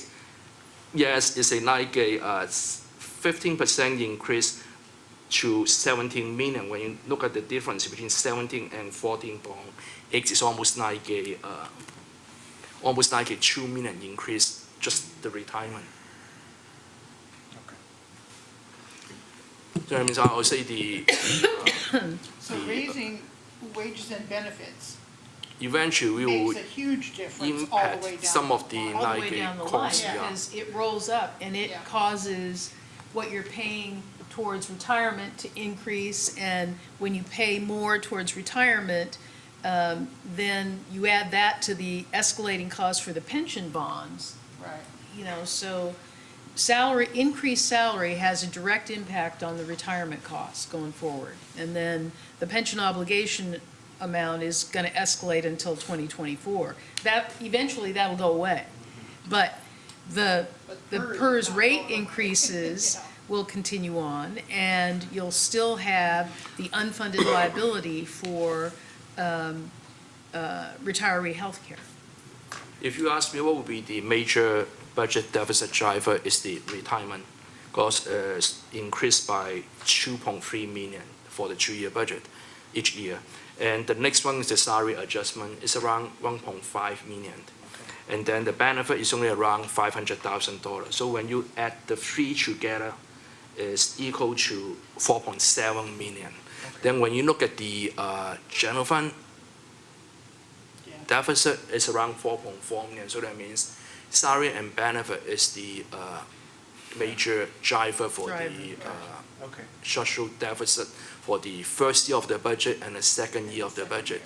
Even if we like let's go back to general fund, even if we reduce the service and supply, you only have like it's equal around 8.3 million. So that means it's not sufficient to very much balance the money, budget, especially like what happened in the last few budget cycle. The department has already cut the service and supply because this is the most easy thing to cut without impact any full-time employee. So the department has already like take reduction in the service and supplies. In addition, the city, we have not provide any CPI increase for the next round budget. This is on top of the reduction. So that means when you look at the service and supplies, it's pretty much like remain very flat year over year.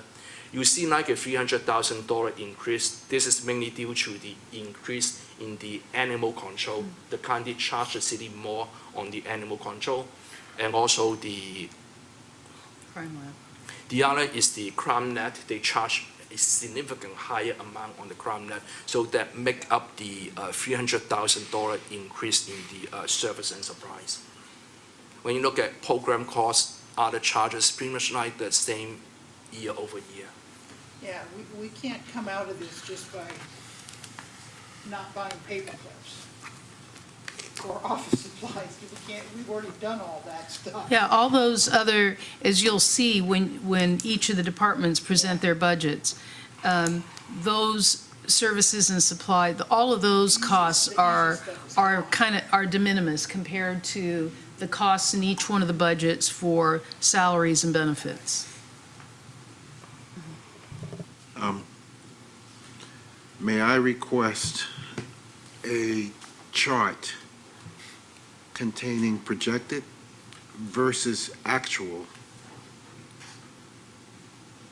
budget of the general fund since 2009 to 2017. So basically, you'd have 16 columns, 8 per each, containing what was projected and what was the actual, For revenues or expenditures? for both. For both? Yes. So basically, 16 columns, but you have 2 different subjects.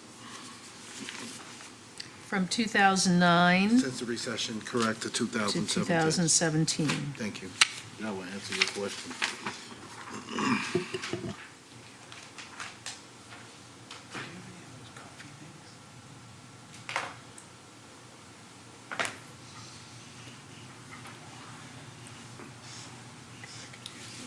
Shall we move on to the city manager closing comments?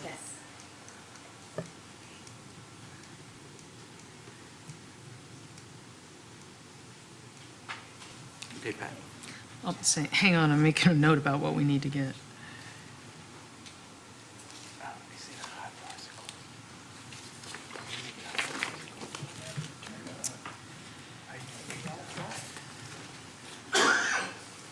So,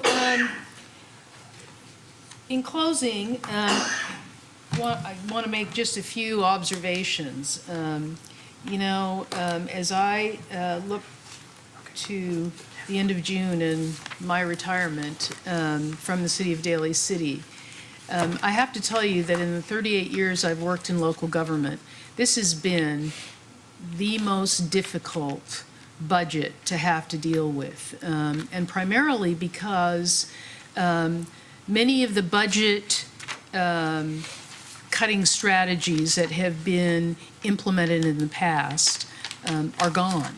And as the finance director and I sat week after week looking at all of the factors that go into putting this budget together, it got increasingly difficult because we basically ran out of ideas about things that we could reduce without completely decimating city services and operations. When you talk about reducing a structural deficit of the magnitude that we have, there are options, but the options are not acceptable. Closing all libraries, that's not acceptable. Closing all the community centers, that's not acceptable. Closing fire stations, that's not acceptable. Contracting out every other service that we can think of, contracting out parks maintenance, contracting out anything, that's not acceptable. And so what we were left with in terms of reducing our operating costs to within the revenue that we project was the most difficult exercise that we've had to go through. The departments were given budget targets for cutting their budgets. And as I went and met with each of the departments and reviewed the list of cost-cutting measures that they came up with, I couldn't, in good conscience, include some of those things in this proposed budget because I thought that it would be an exercise in futility. There is no way that the council or the community would ever support doing some of the things that it would take to reduce the budget to the magnitude that we could live within the revenues that we project. So it has been the most difficult budget that I've experienced putting together, and that includes dating back to 2009 in the midst of the recession. Because at that time, we at least had the ability to negotiate furloughs, to cut salaries, and, everybody took unpaid time, and there were things that we could do, but those kinds of strategies are not available today. All of the shared services that we've done in the past, the consolidation of departments that I initially implemented with bringing library and recreation together, moving parks maintenance to public works, all those things are now gone. Those were options that were really great at the time, and they made sense, and they were cost effective and efficient. But now those opportunities are gone.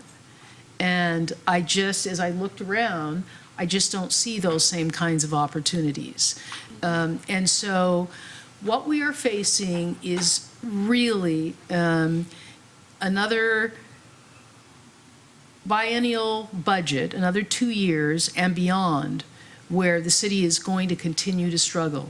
And I'm hoping that with a lot of the new development opportunities on the horizon, assuming they come to fruition, that will help. But again, none of those are projected to raise enough revenue to permanently fix some of these escalating costs that are outside of the control of the city, with those pension obligations and retirement costs. So it is clear that given the lack of cost cutting and efficiency strategies that we have available, that we really have to shift to a longer-term view of what needs to happen. And the council may recall that a couple of years ago, we brought in our financial consultant, PFM, to review with you the fiscal sustainability strategy that we developed, and had them review and offer input to validate what we thought it was going to take to achieve fiscal sustainability in the long term. We, based on these new budget numbers, we're going to be having PFM come back before we're done with this budget process to review with you again, for the benefit of the new members of the council, what that fiscal sustainability plan looked like and what the consultants validated needed to happen and the costs that we needed to reduce from our budget going forward if we were ever going to achieve fiscal sustainability long term. We have to continue to do that. That's going to be the overarching responsibility. And as we move forward with potentially a new set of council members in November, in the November election, those members are going to have to embrace the idea of having to do these same things. The outlook is not positive for the next several years, and the idea that we can add programs and services and do a lot of things is not realistic. Not given the numbers we've seen, not given the numbers that our consultants have looked at and have validated that present the concerns that we have outlined for you tonight.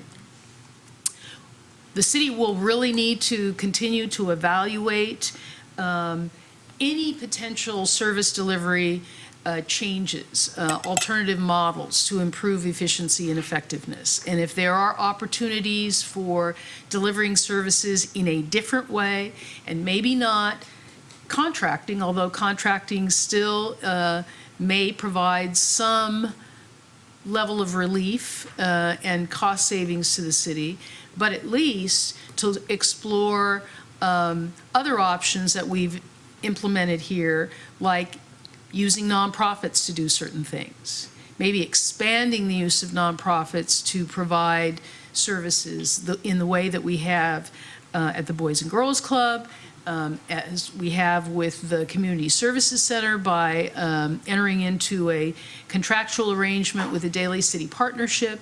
There may be other opportunities going forward to explore using other organizations to deliver services and not the city. Obviously, the city's got to continue to promote economic development and to identify ways to diversify revenue. The council has heard me say many times over the years, as critical as new housing is for us, and that we will continue to build new affordable housing, housing does not pay for itself.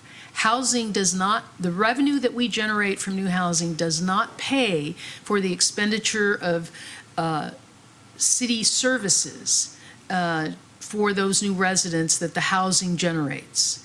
And so there's a balance that we need to make between commercial development and residential development, because commercial development generally uses fewer services than residential development does. And so we have to have that equilibrium reached and diversify those revenue sources. We also have to look at achieving full cost recovery for city services. And over time, the council has been reluctant to raise fees to the level that is 100% cost recovery across every service that the city delivers. That's been particularly true with recreational programs, senior programs, and those kinds of things. But unless you begin to explore getting as close to as possible to 100% cost recovery going forward, you are going to continue to be in a deficit situation where it's costing us more to pay the employees who are delivering the services than we are getting back in the fees for those services.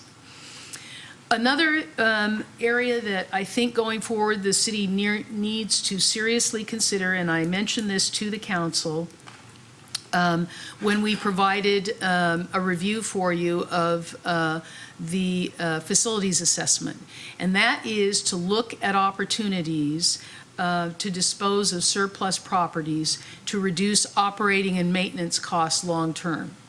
When we talk about city assets, we look at assets as being those facilities or structures or property that is generating some economic benefit for the city to maintain those assets.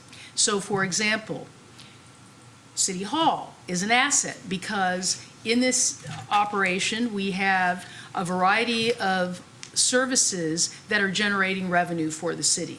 So the activities that go on in this building make this an asset. 350 90th Street across the street, that is a city-owned building. It's an asset for us because the revenue that we are getting from the leases of the 3 floors over there, the 2 floors, help to offset the costs that we are providing for in-kind space to the Community Services Center, to the Daly City Partnership, and on top of that, it provides lease revenue above that for the city to use for other purposes. The same way with the building that we have on 91st Street.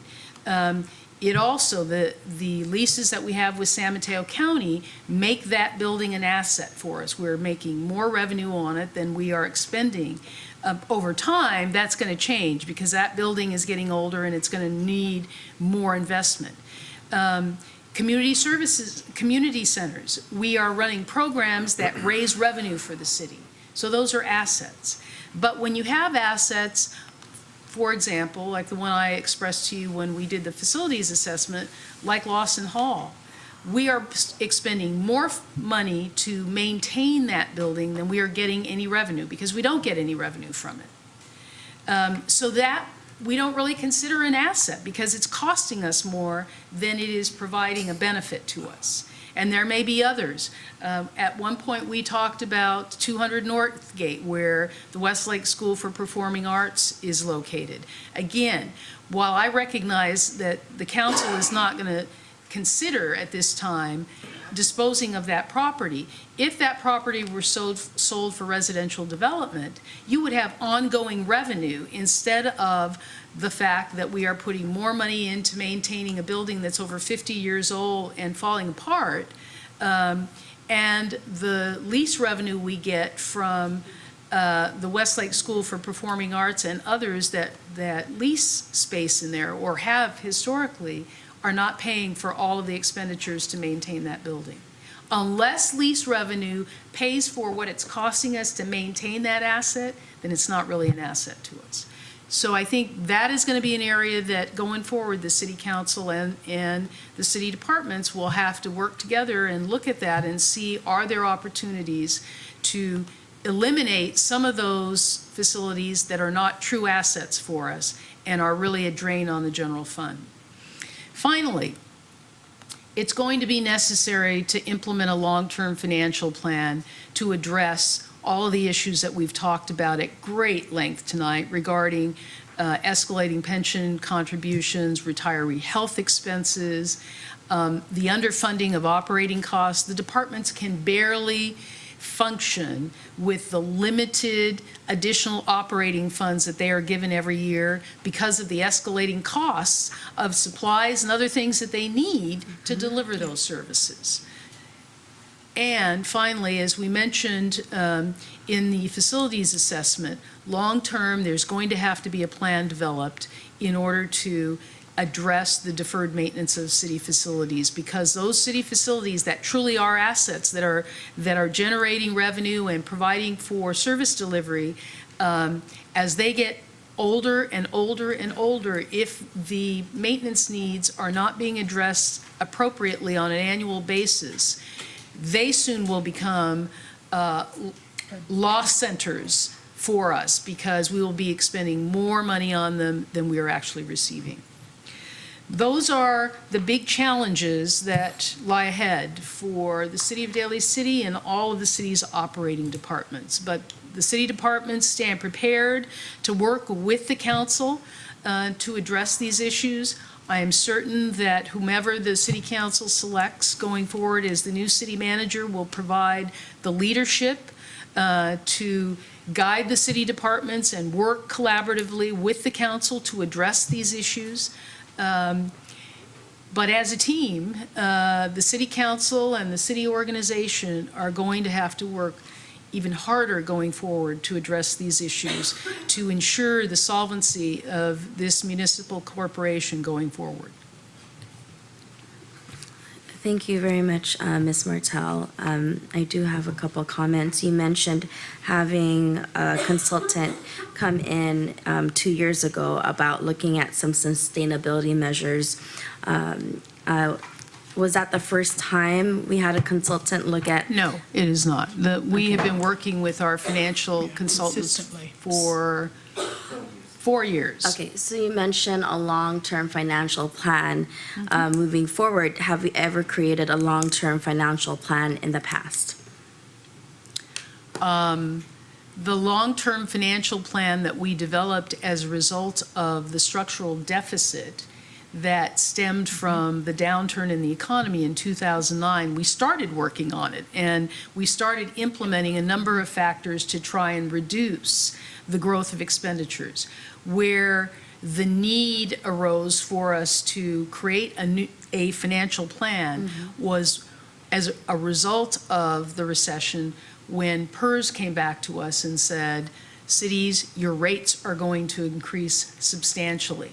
And it was at that point in time that we had to look at how are we going to afford the rate increases to help restore PERS in their funded liability, unfunded liability, to address that.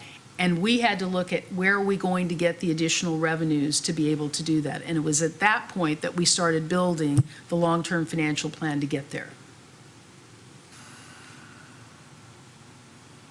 Prior to the recession, we had a balanced budget, and even though we were continually reducing wherever we could, and we had a balanced budget. No, I Right, understand not that that going was into- a yeah. difficult predicament that had happened, an unfortunate one, and really trying to see how we could be afloat amongst things.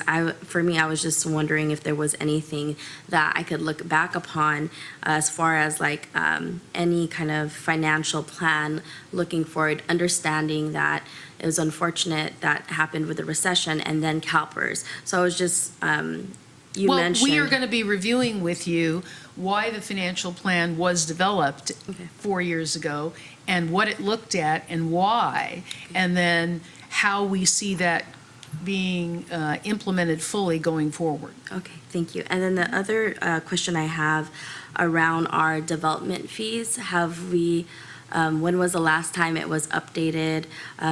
You know, it was mentioned earlier with the population of our community increasing to about 34%. And have we, looked upon when was the last time our development fees were increased? And is there any possibility there for us to look at some increase in revenue? So we increased fees pretty much across the board in a couple of years ago, yeah.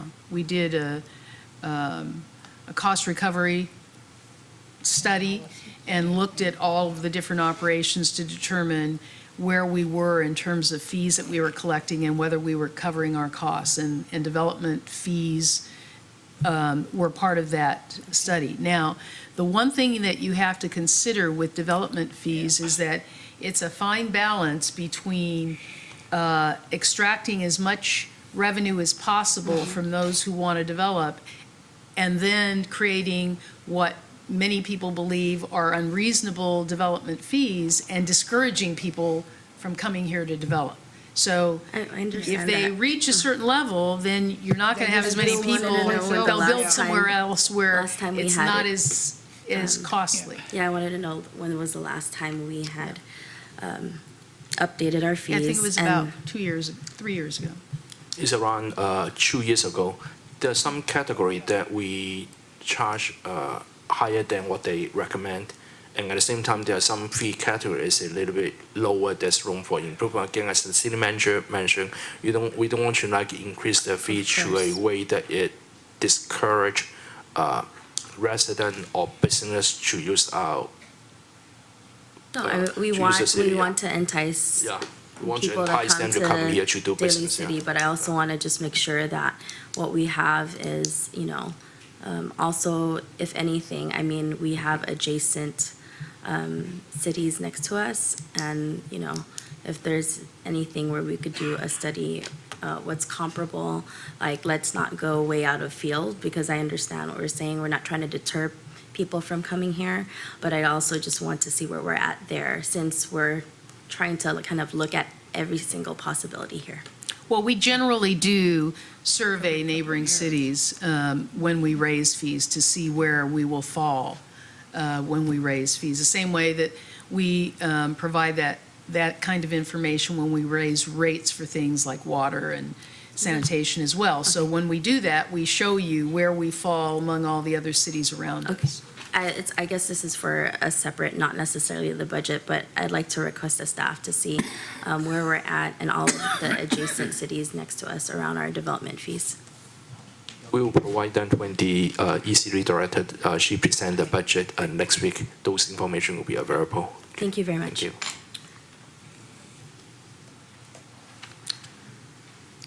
Any other comments from my colleagues? Okay, seeing none. All Not if it makes this meeting last any longer. right, let's move on. I knew I should have eaten dinner. Yeah, me too. I mean, do you feel like taking a 5-minute break for the restroom at the moment, or, I mean, I don't. 5 minutes? Yeah. No, Yes. let's just go. Okay, 5 minutes. All right, Yeah, let's go so 5 staff has said, so, sure.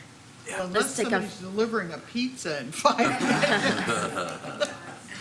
What a great idea. I can sit here and wet my pants.